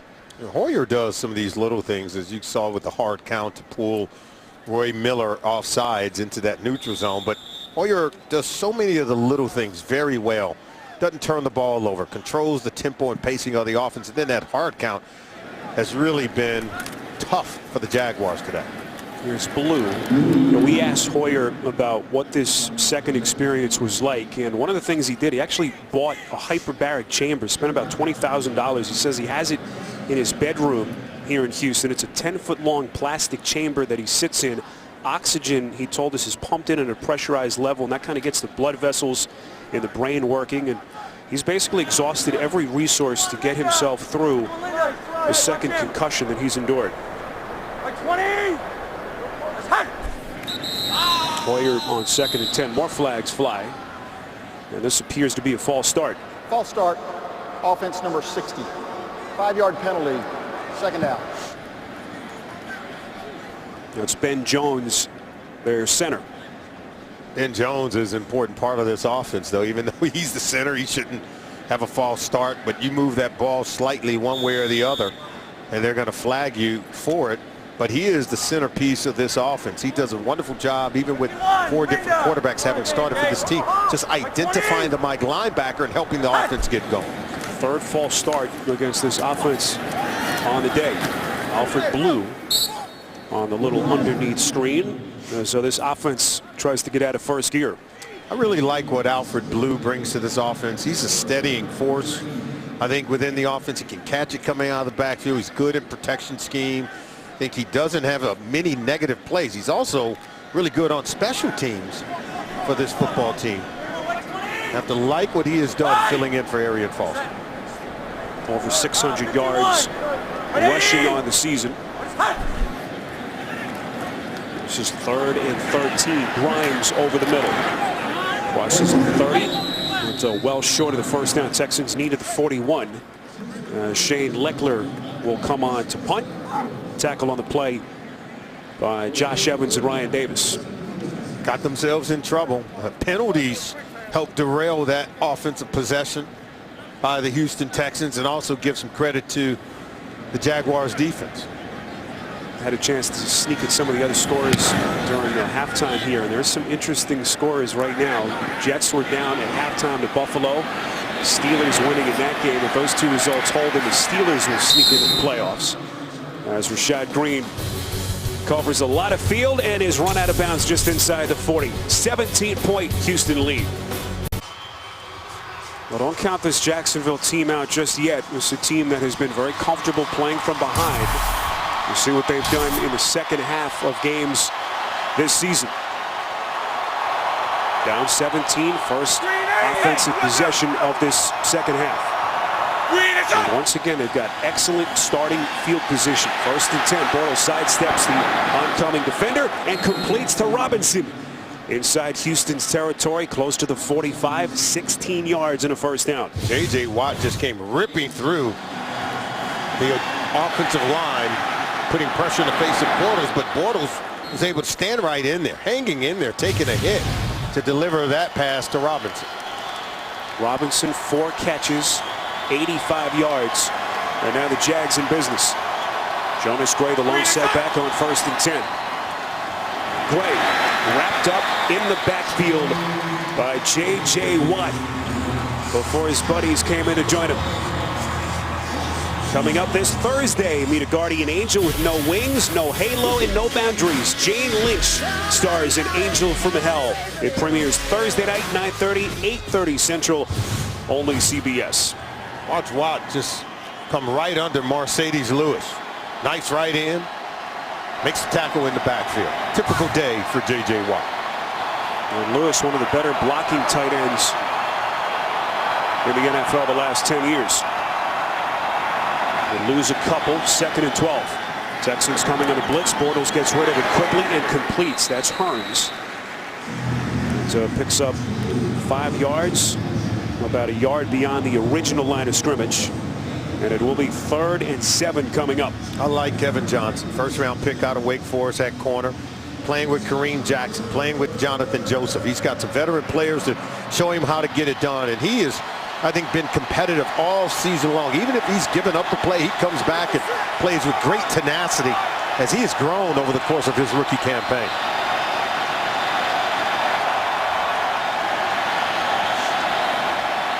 Bortles on 3rd and 7. Football comes loose.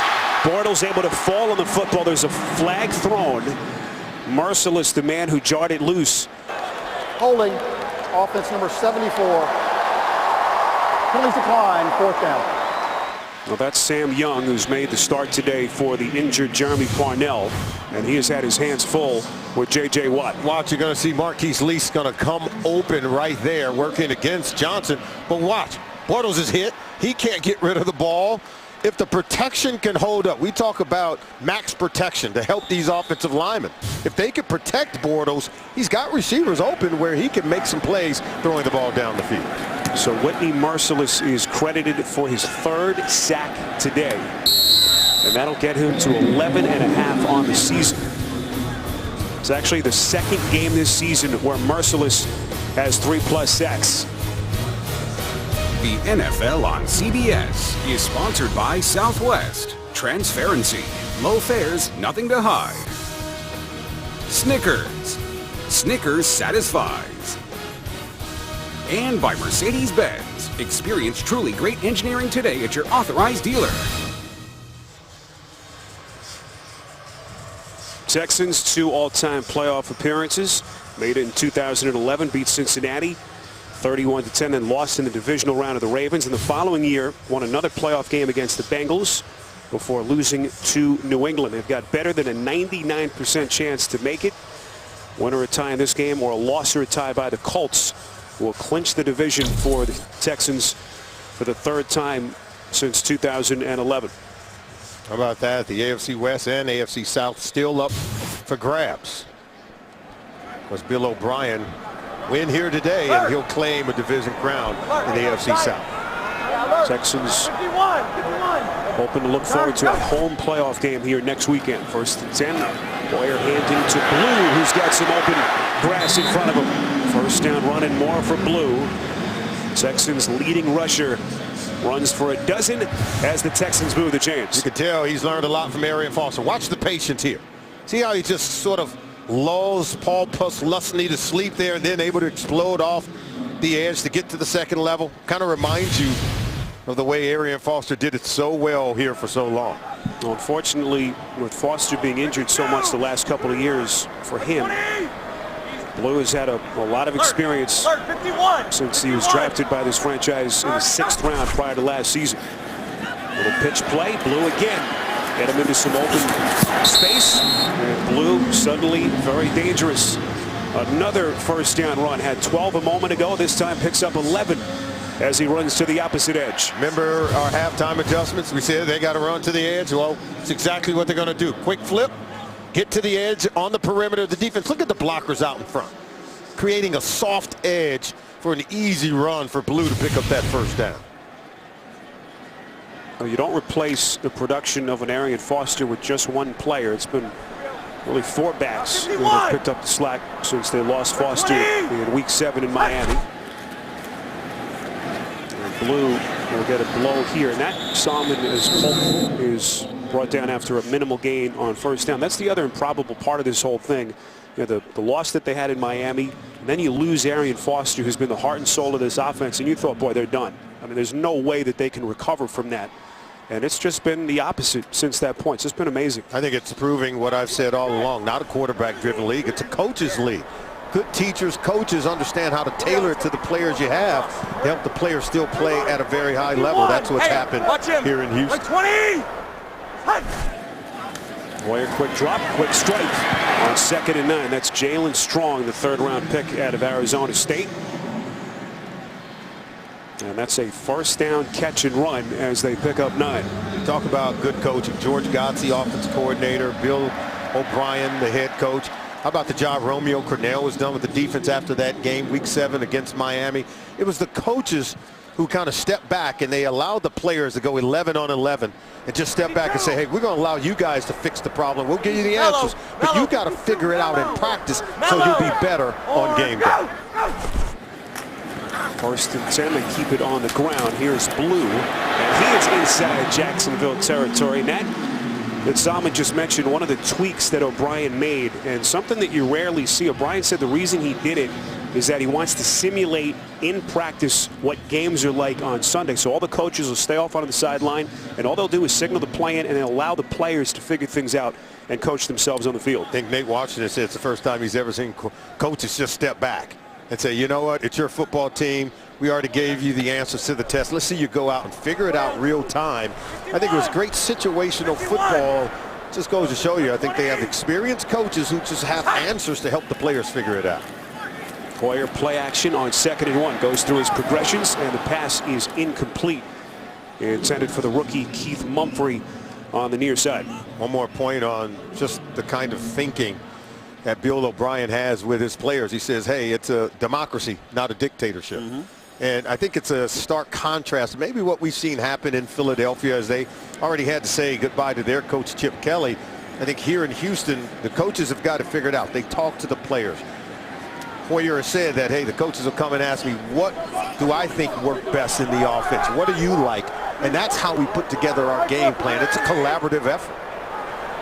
B.J. Daniels is inserted here. Texans have to use their first timeout. Saw Daniels take a couple of direct snaps in the first half. They'll talk about it a little more with just over 6 left in the quarter.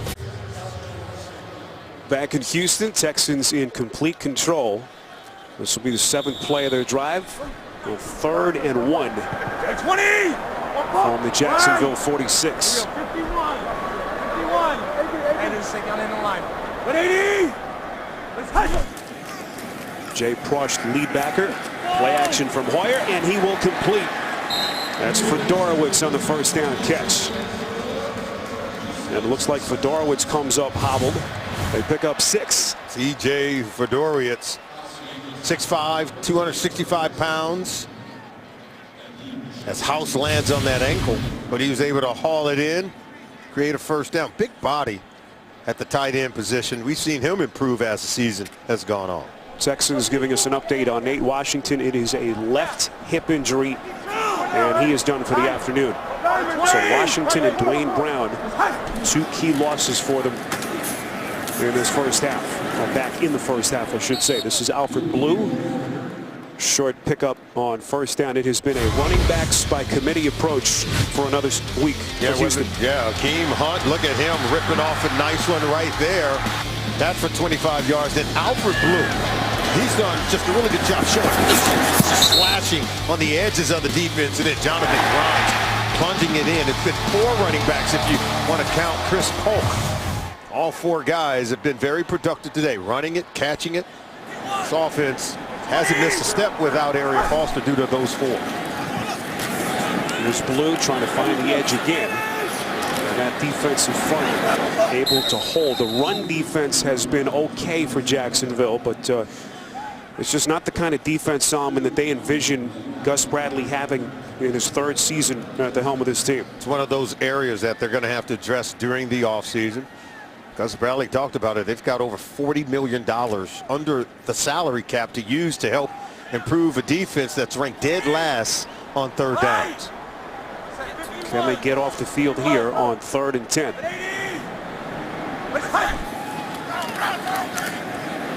Hoyer pump fakes, completes.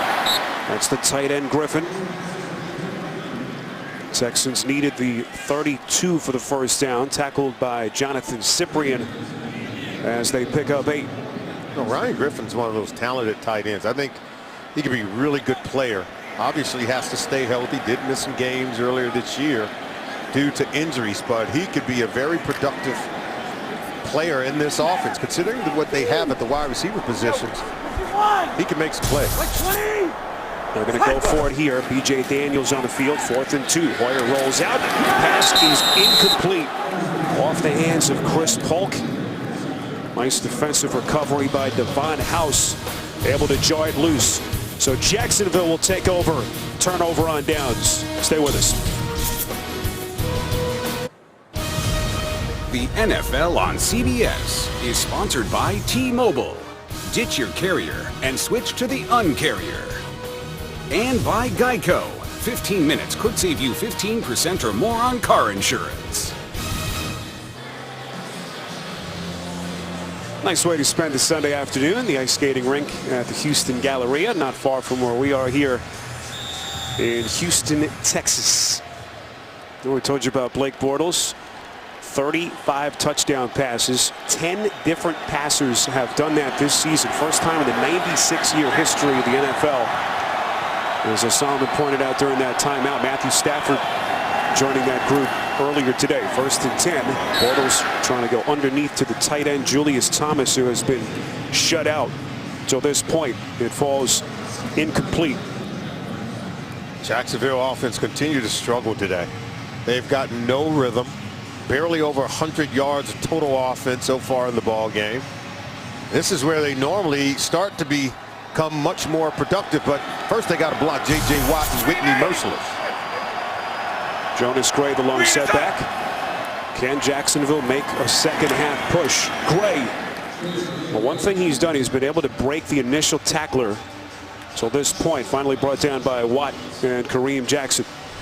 Well, coming up the night before Super Bowl 50, the NFL salutes the best players and plays of the season in a primetime star-studded football and entertainment special. NFL Honors coming up Saturday night, February the 6th, and we'll have it for you right here on CBS. Just over a month away, hard to believe, Super Bowl 50 out in the Bay Area in California. That pass through the hands of Hearns. Texans say it's a live football. No signal yet. And now they say incomplete pass. Took them a while. Yes, it did. they all were standing around watching like the rest of us. Kareem Jackson trying to run it in. Jonathan Joseph was there on the tight coverage against Hearns, and boy, you said it earlier, Joseph snubbed by the Pro Bowl voters. What a season he has had for this defense. And now there's a restless crowd here because what constitutes a catch? Catch, control, and a football move. That was a football move, I can tell you that. Now, as to whether or not he had control of it, we need a better look. But remember, initially, the officials didn't make a ruling. And then later they said, okay, it was incomplete. That the receiver caught the football and fumbled. Timeout. What's the ruling? See, we need to know. I believe the ruling was it was an incomplete pass on the field. This will be interesting because keep in mind Jackson returned the football into the end zone. They'll take a look upstairs. Stay with us. All right, a lot of different elements to keep in track here. Call on the field, incompletion. Kareem Jackson returned it.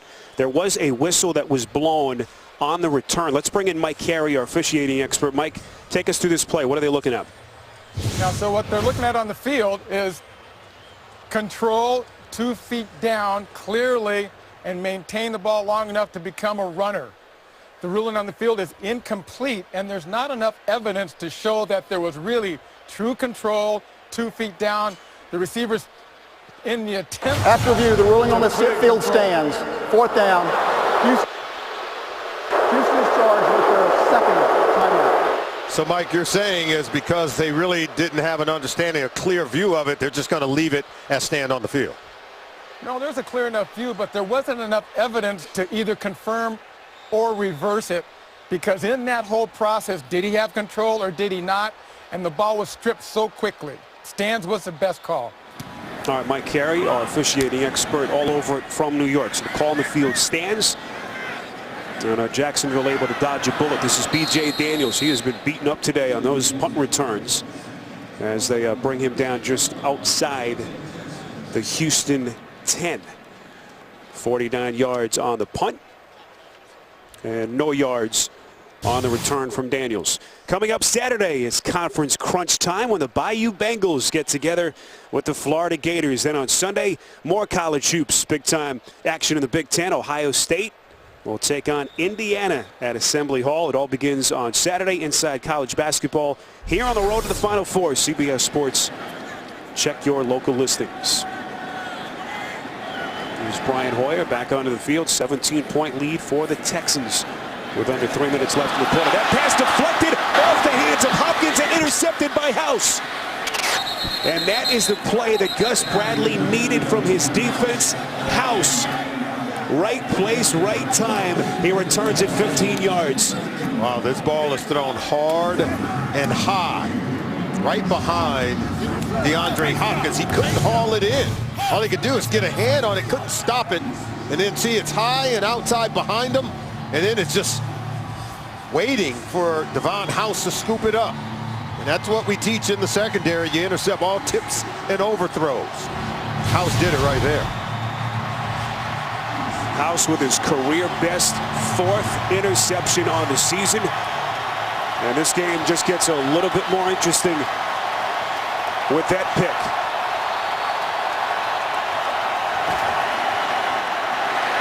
First and 10. Bortles pass complete. Hearns pushed out of bounds. Inside the 10. They'll mark it right at the 7. So that was just a bad throw by Brian Hoyer. Now, that ball wasn't even really close to DeAndre Hopkins, who did all he can to get a hand on it. House was able to scoop it up, setting the table for Blake Bortles. We talk about this being a young football team and what to expect in 2016 next year. Well, they've got to start competing right here today in situations like this. Playing in front of their owner, Shad Khan, who is here in Houston today. 2nd and 4. Handoff taken by Jonas Gray. Wrapped up. What a play by Brian Cushing, who has revitalized himself this season after a couple of devastating knee injuries. Big play for that defense. Cushing has really fought back and made himself into a player. It was just a really good play. Watch him come from behind and nip at the ankles of Jonas Gray. He doesn't make this tackle right here. Gray's going in for a touchdown. Also got some help along his defensive front that has played so well so far today. 3rd and 4. Texans coming and they sack Bortles again. J.J. Watt with his 2nd on the afternoon. Just too much. Too much for Luke Joker. Too much for Sam Young. And they just pour in. There's Joker. He knocks down those hands. Since taking that cast off that broken left hand, J.J. Watt is back in business. Watt and Merciless have been a nightmare for Jacksonville today. All 5 sacks in this game between those two.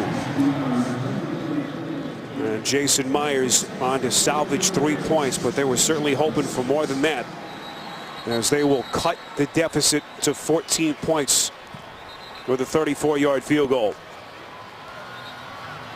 He's looking at a 3rd Defensive Player of the Year award. Already won it twice. Only one other guy has won it 3 times. That's the great Hall of Famer Lawrence Taylor. As he's doing his whip, doing the nay-nay, doing the dap, doing a little bit of everything there. He's having fun. He enjoys playing this game. Pro Bowl bound for the 4th time in his career. And getting a little bit more comfortable with that broken hand injury. We saw him tweak his left ankle back in the first half. He had it retaped. So he's just got that superhuman strength. No matter what injuries ail him, he just keeps on coming. Look at the names on that list. They're all Hall of Famers, except J.J. Watt. And that's what type of career you're watching before your very eyes. Already winning Defensive Player of the Year award twice. If not J.J. Watt this year as Defensive Player of the Year, who's the next best guy? Maybe Aaron Donald in St. Louis. Outside of that, maybe a one-horse race. Watt, the former 1st-round pick in 2011, 5th year in the league, 26 years of age. Scary to think where his career continues to go.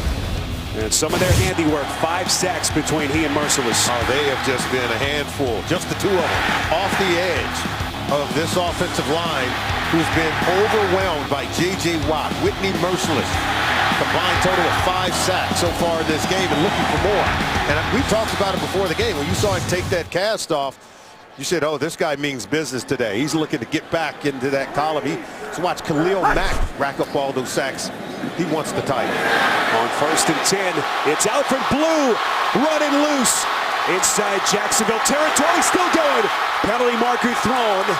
Blue inside the 20, run out of bounds at around the 15-yard line by Devon House as he gashes him for 65 yards. Holding, offense number 72. 10-yard penalty, 1st down.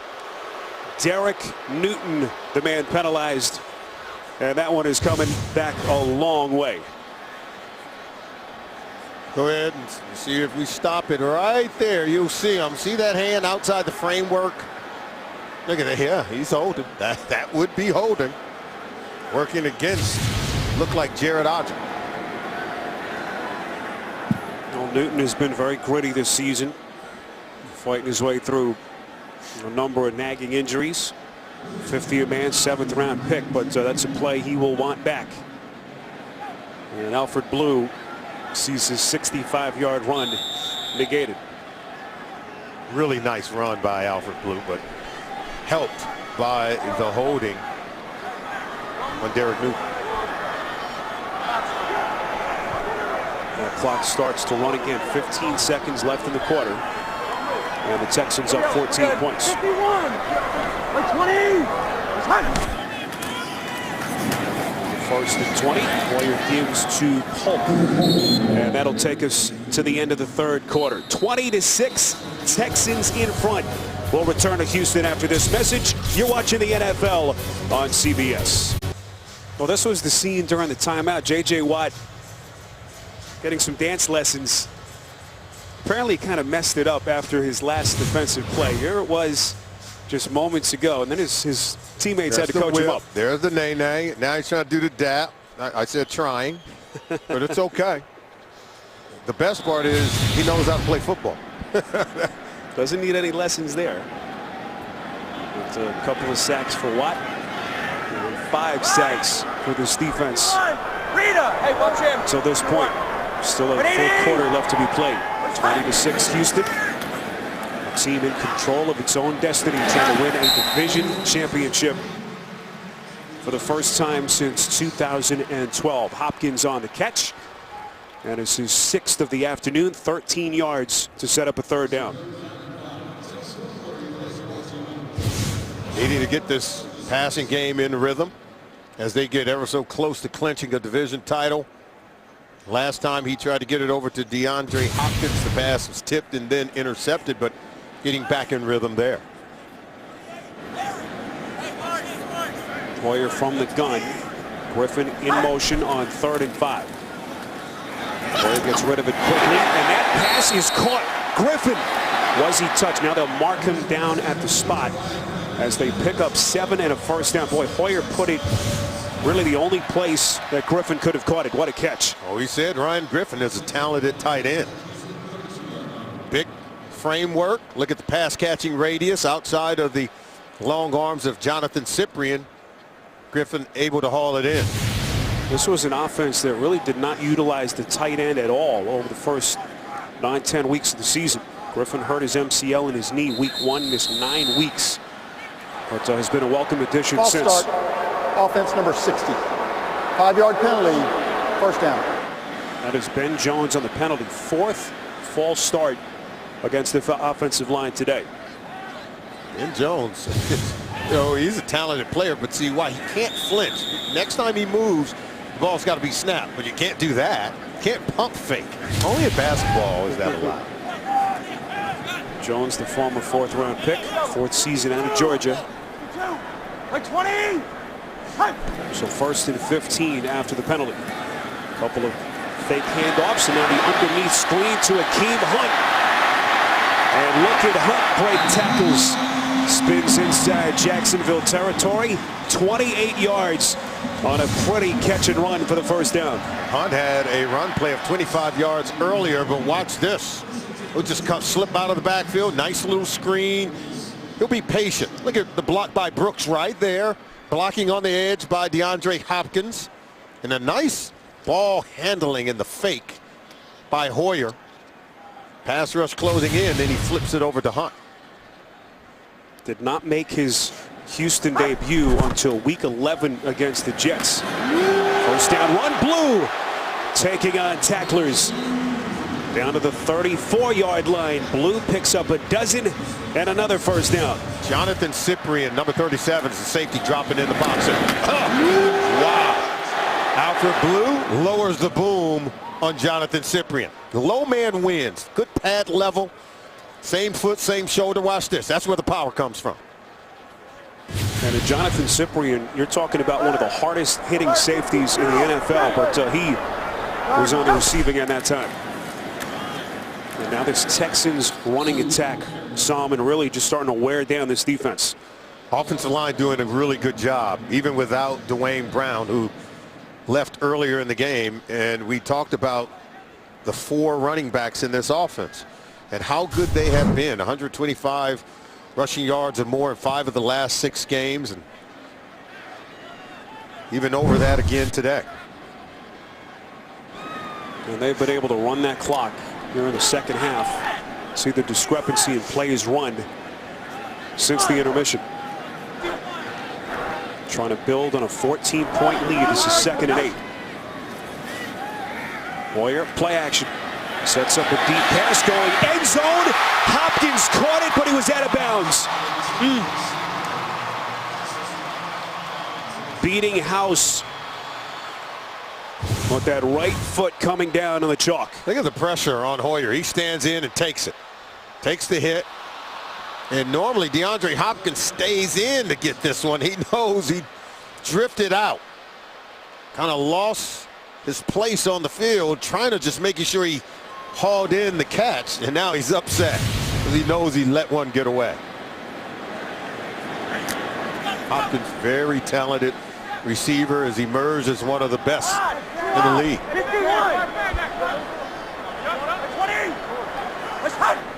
Play clock down to 1. This is 3rd and 8.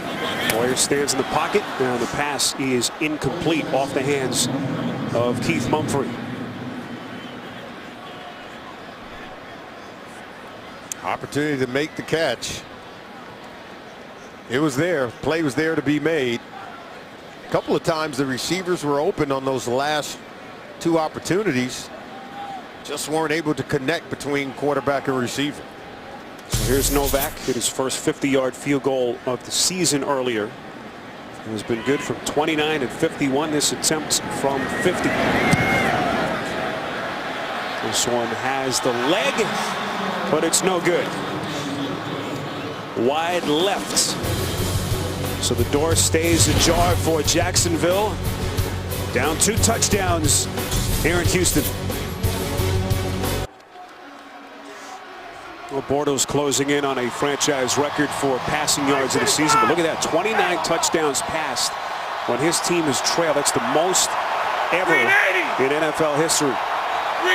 Can he find some fourth quarter magic here, down 14 points? Here's Jonas Gray, who's looked very impressive. Gray still on his feet. Flag thrown back behind the line of scrimmage. Holding, offense number 76.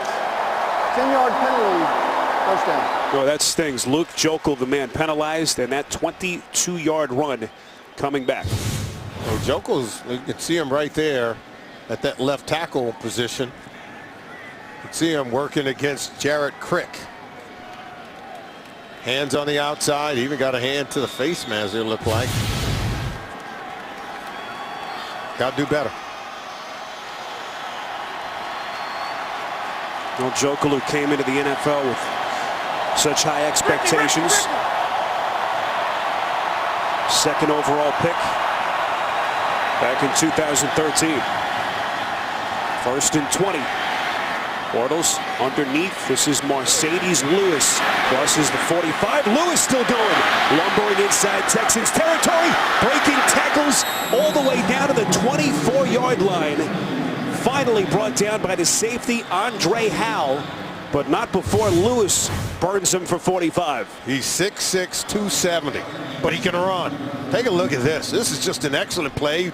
Did pick up some good blocking there, but he's able to break tackles. Jonathan Joseph had a chance to get him there, could not get him. Simon, missed as well. Took Kevin Johnson to bring him down. Injured player is Kevin Johnson, the rookie corner. It's only the 16th catch of the season for Lewis, former Pro Bowler for this franchise in 2010. Disappointing year for him statistically, but a huge play here. Still plenty of time left in a 14-point game. Well, this Jacksonville Jaguar offense, we already showed you the numbers in the second half where they ranked near the top of the National Football League in terms of their ability to put points on the board in the second half.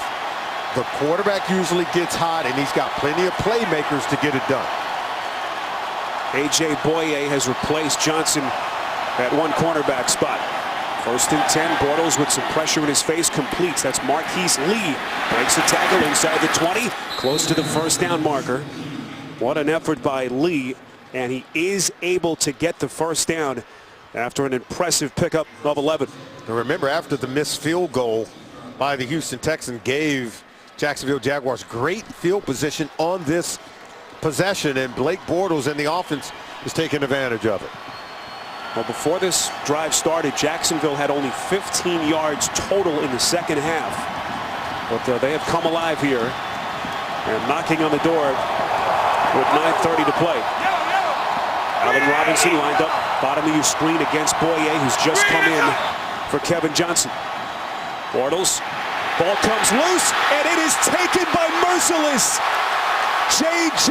Watt forcing the fumble, and Merciless doing the rest.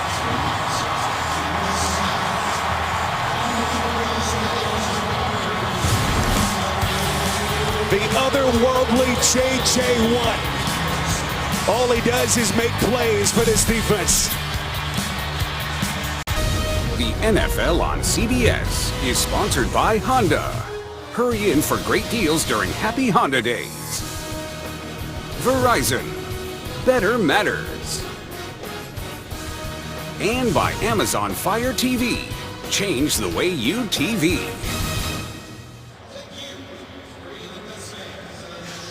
(20-6). Houston with 9 and change remaining in this fourth quarter. Sellout crowd here in Houston. Coming up, Phillip Rivers and the Chargers will take on Brock Osweiler and the Broncos, or some of you will see the Rams and the Niners. Check your local listings right here on CBS Sports. Updated look at the postseason picture in the AFC. That Jets-Buffalo game has been interesting. Texans right now entrenched in that number 4 slot. And the Steelers among the teams trying to sneak in on this, the final weekend of the regular season. J.J. Watt continuing to bring this Jacksonville offense to its knees. Another turnover as Whitney Merciless with the recovery. And Alfred Blue continues to pick up steam. He has had multiple first down runs in the half. That time picks up 12. Well, you want to close out a ball game such as this, run your way to a division title. You do it by cranking up the running game, and Alfred Blue, he's answered. I mean, he's making plays, churning out yards in the run game. On 1st and 10, this is Blue again. And now this Jacksonville defense just looks gassed. Hayes Pollard, who made the start for the injured Telvin Smith, on the tackle. Yeah, I mean, the defense is going to be gassed. Remember, they had the interception by Devon House, and of course the offense wasn't able to do much with it. And then they come up with the stop, forcing the missed field goal, get good field position for Blake Bortles in the offense, and yet they turn it over again and can't do anything with it either because they cannot block Whitney Merciless and J.J. Watt. 16 sacks that the Jaguars have allowed in this game. 2nd and 4, Blue is barely able to get to the line of scrimmage. Jacksonville last year gave up a franchise-worst 71 sacks, and that has actually, some had been an area where they improved this year. They had allowed 43 entering this game today. Doug Marrone, who came over, of course, from Buffalo, has coached their offensive line, but this will not make him pleased the way they are finishing the season today. I think there's going to be one area where they simply have to address. It's got to be this offensive line. If you're going to play in this division, the same division as J.J. Watt, and this defense that Romeo Crennel is building here in Houston, you got to get better up front. Where does Hoyer go on 3rd and 5? Quick strike on a slant to Jalen Strong. First down pickup of 9. And some more precious seconds will come off the clock. How about Jalen Strong, 3rd round pick out of Arizona State, has flashed at times, but already 6 catches here today. He's showing that he can be a viable option as this franchise moves forward and into the postseason. Well, didn't make his season and NFL debut until week 5. Had 2 touchdowns in his first game as a pro, first Texan to ever score 2 in his NFL debut. False start, offense number 79. 5-yard penalty, first down. That's Brandon Brooks on the penalty, but we're talking about Strong. O'Brien talked about how he's dropped some weight, reported to camp at around 230 pounds. He's now down to under 200, and it's made all the difference. But this kid looks like he's got a future in front of him in the NFL. Just about maturity. Got to show up, ready to go to work. It's hard to do that. It's hard for coaches to put players out on the field when you are overweight because injuries will ensue. So they want to make sure they get you in shape before they can put you out on the field. Career game for Strong today. 6 catches, 56 yards, both career highs. 1st and 15. That pass is caught. Hopkins on a turn, having to reach back for it. Coverage on the play by House. I'll never miss a moment of football action with the CBS Sports app. Every play and score, every game, and every highlight right as they happen. Download the CBS Sports app. Get it now at cbssports.com/mobile. You know, this Houston offense playing shorthanded. They've lost Nate Washington, hip injury back in the first half. Also, Dwayne Brown carted off with an apparent right knee injury. We'll hope for the best for both of those players who are such important pieces for this offense. Blue tripped up just as he crossed the 45-yard line, and now slowly but surely, Solomon, they'll start to look ahead to a home playoff game here next weekend. You know, among the teams that they could see, perhaps Kansas City, and what a matchup that would be. So you take a look at the team owner, Bob McNair, to his right, Rick Smith. This team got off to a 2-5 start before they really got going in the right direction. We talked about the coaching that's been done, the settling on quarterback Brian Hoyer, another important decision throughout the process. Team that has won 6 of its last 8 games and appears postseason bound. Jonathan Grimes, what an afternoon he has had. 2 touchdowns, 1 catching, 1 running. Some pushing and jawing after that play. As looks like Ryan Griffin is hot. Ryan Griffin ready to go. He's blocking in the run game, helping Jonathan Grimes pop one for a first down. And Gus Bradley can only look on as this offensive line starting to dominate, starting to wear down his defense so far in this game. 71 offensive plays so far for the Houston Texans, and starting to take its toll on the Jaguars defense. 8th play of the drive as this offense continues to run that clock. Alfred Blue lunges inside 35, tackled on the play by Andre Branch, as Alfred Blue goes over the 100-yard rushing mark for the 4th time in his 2-year career. He's impressive looking, Alfred Blue. Love the way he's playing, and I'm sure everyone loves it except for Gus Bradley. Doesn't like what he's seeing from Alfred Blue in this Texans offense. Well, Gus Bradley not utilizing any of his timeouts. Just looks content to fire up the plane and get his team back to Jacksonville. On 2nd and 6, Blue will get back to the line of scrimmage. No, Sal, we want to thank our crew. Well, just a great crew. We'll get into that. Of course, I'll take a timeout. 3:34 to play. 20-6, Texans in front on CBS. Oh, J.J. Watt appears fully recovered from that broken hand. His day started the way it usually does, visiting with some fans on the sideline, and then he told everyone it was time to eat. And eat he has today. Munching on quarterbacks, munching on running backs, anything that moves and plays for the Jacksonville Jaguars, hurrying and harassing the quarterback, forcing fumbles, and then even getting in the dance routine. He's having fun. But boy, has he had one well of a day. 8 tackles, 3 sacks, hit the quarterback 3 times, tackles for losses, a couple of batted balls as well. He's just racking them up. Well, he could very well be etching his name next to arguably the greatest defender in the history of the sport, Lawrence Taylor, the only other player to win the Defensive Player of the Year award 3 different times in a career, as Grimes is upended right after the catch.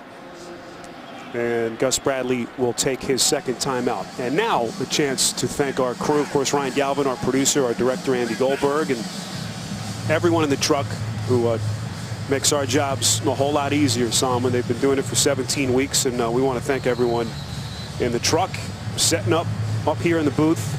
Couldn't do it without you guys. We love everyone on this crew, and they show up every week, make sure that when we arrive, everything is set up and ready to go, and just a huge supporting staff. We want to thank you all. It's been a lot of fun. The season flies by when you're having a good time, doesn't it?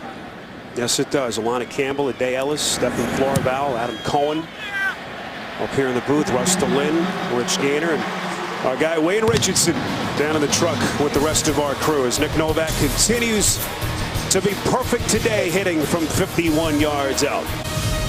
The NFL on CBS is sponsored by State Farm. Find your agent at statefarm.com. And by Subway and the turkey breast sandwich with no artificial preservatives.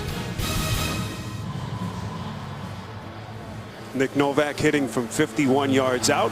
Gave him a little bit more credit than he deserved. Actually missed earlier from 50. So Novak now 3 of 4 to extend Houston's lead to 23-6.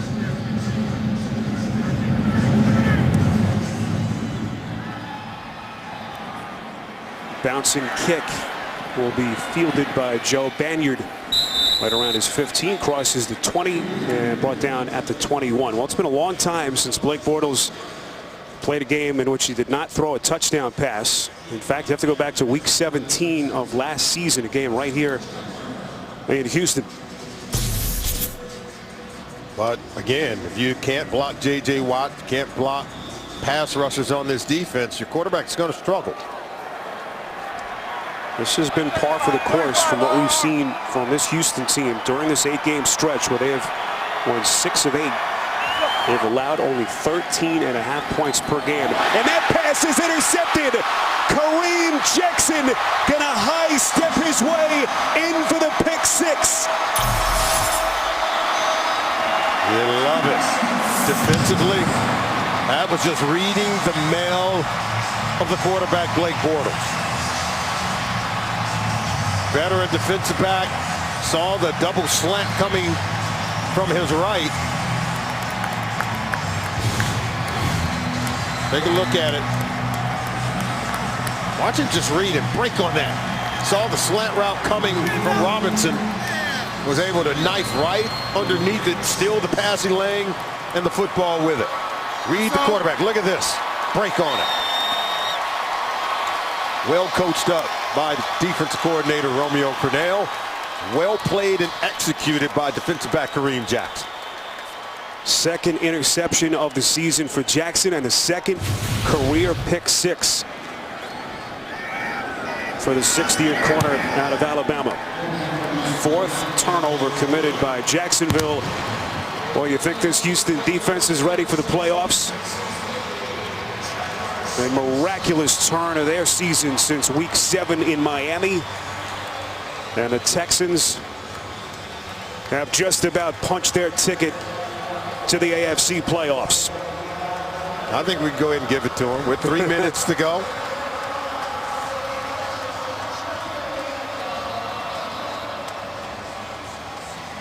Texans will win the division and finish their season at 9-7 for a second straight year under Bill O'Brien. Saints have beaten Atlanta. We told you about Indianapolis needing 7 teams to win today. Atlanta was one of those teams. So with that result, the Houston Texans are the AFC South champions. I'm sure they like to say they've won it simply because they're winning here. And, you know, the ability to clinch that division title as a number 4 seed and host the wild card game, it's got to make the ownership team really happy here in Houston.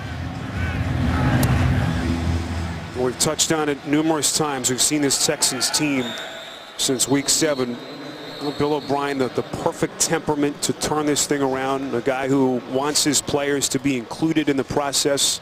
At leadership council with a bunch of his veterans that meets every Friday, wanted their input, made the changes they felt they needed to make. And Simon, there was just no one outside that building that thought that they would even have a sniff of playoff contention after what we saw in Miami. Yeah, and he went before his football team and said, hey guys, I've made some mistakes. You've made some mistakes. We all can do better. Talked about the fact that he should have probably named Brian Hoyer as his starting quarterback weeks prior to doing so. But that kind of ownership, allowing your players to understand that, hey, you do make mistakes and you're willing to admit it, goes a long way into winning over that locker room and providing good leadership. Julius Thomas on the catch. So Houston is in. They will be the 4th seed in the playoffs and will host a postseason game here next weekend. Also, Kansas City has clinched. It's unbelievable. The Chiefs, another team that really had a miraculous turnaround. You think about where they stood. They lose their running back. Very similar situation to Houston. Jamal Charles lost for the season to a knee. And what an incredible coaching performance by Andy Reid. Remember, they're going to play one of those wild card teams. They lost week 1 to Kansas City, a much improved team, but they did beat the New York Jets earlier this season. So Texans are ready. Bortles off the pump fake completes to Allen Robinson, who's forced out of bounds. And with that, Bortles has passed Mark Brunell most passing yards in a single season in franchise history. That record from Brunell had been set back in 1996. Well, Bortles, such a competitive kid, won't be thinking about that, at least until he's well into the summer. That pass over the middle is complete. It's the tight end Clay Harbor down to the Houston 25. And that will take us to the 2-minute warning as the Texans are playoff bound. Well, let the celebration begin here in Houston as the Texans are headed to the playoffs for the first time since 2012 and the first appearance under Bill O'Brien. Have to feel good for Brian Hoyer, everything he's been through, the games that he's missed, experience he had in Cleveland, sent away by his hometown team, and has found his niche here in Houston. Jonas Gray lit up by Max Bulla on a hard hit after a pickup of 4. A couple of other people we want to mention on our crew. Doug Rose, who has been up in the booth with us all season long. Dougie. Also Robert Beeland and Sal Gugliero. And last but certainly not least, Victor Victoria. Victor in his home state of Texas. I think they still claim him in these parts, don't they? He's acting like he doesn't know you. Carmen Long as well. Illegal shift, offense, 5-yard penalty, second down. Steve Bardo, Phil Barker in our tape room downstairs in the truck. Carmen Long, whom I just mentioned. I think I'll miss Carmen the most in the offseason.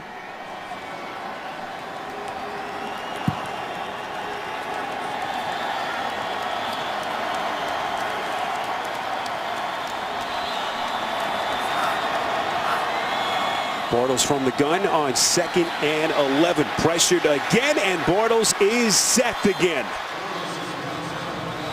He's going to be seeing nightmares of these Texans defenders in his sleep. Whitney Merciless coming back for more. Unbelievable. Had some help that time from John Simon. 7th sack they've given up. Yeah, J.J. Watt flushes him, forces him to step up in the pocket into the waiting arms of Simon, and Whitney Merciless runs right into him.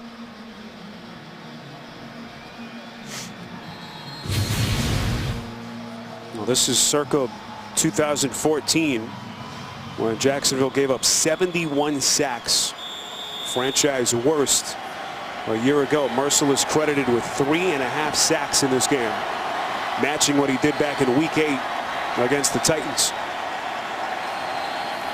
3rd and 12. Bortles taking a shot, throwing end zone. He intended for Lee, and it falls incomplete. I want to thank Pat Thornton as well.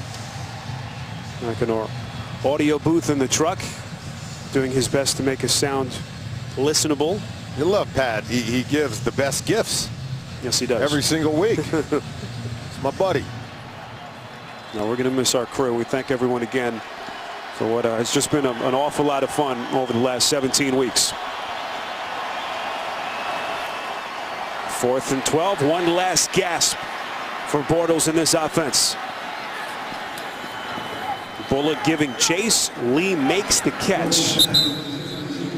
And he's brought down by Simon as they pick up 14 yards and they get a fresh set of downs. So Jacksonville not going quietly under a minute left. Blake Bortles continue to battle. Bill O'Brien doesn't like what he's seeing here. He wants to get his defense off the field.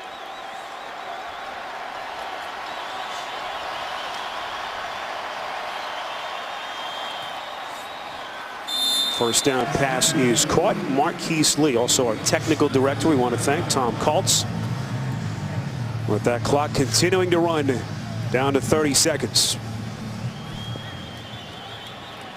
Well, Bill O'Brien still stoic.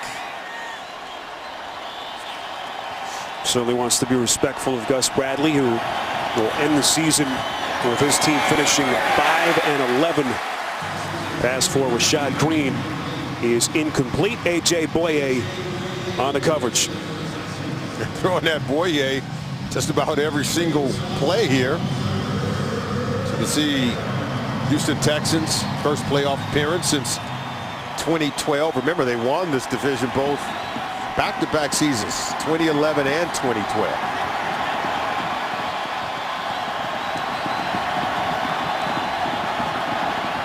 Third and 5. Bortles flushed out of the pocket, and he is tripped up and sacked.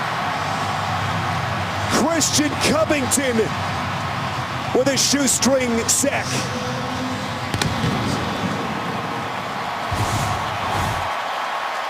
Pressure, shoestrings down.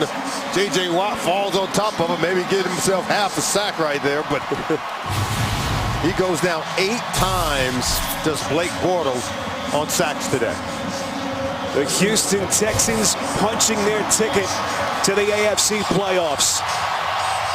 They have won the AFC South, will be the 4th seed in the AFC postseason, and will host a postseason game here next weekend. 30-6 your final as they finish at 9-7 for a 2nd straight season under Bill O'Brien. Yeah, what a job done after a 2-5 start for this team to just go on a run, claim the division title, doing a wonderful coaching job with 4 different starting quarterbacks. Can't say enough about what Bill O'Brien has done with this football team, and the likes of J.J. Watt and many of the other playmakers, testament to their will and determination to bring it home for their owner, Bob McNair. So the Houston Texans will finish the regular season on a 7-2 spurt and enter the playoffs full head of steam. We'll see what they can do here next weekend. Solomon, this was a lot of fun, brother. It's been great, Spiro. For Solomon Wilcots, our entire CBS crew, Spiro Ditas, saying so long from Houston. You've been watching the NFL on CBS, home of Super Bowl 50. Coming up, the NFL Today update from New York.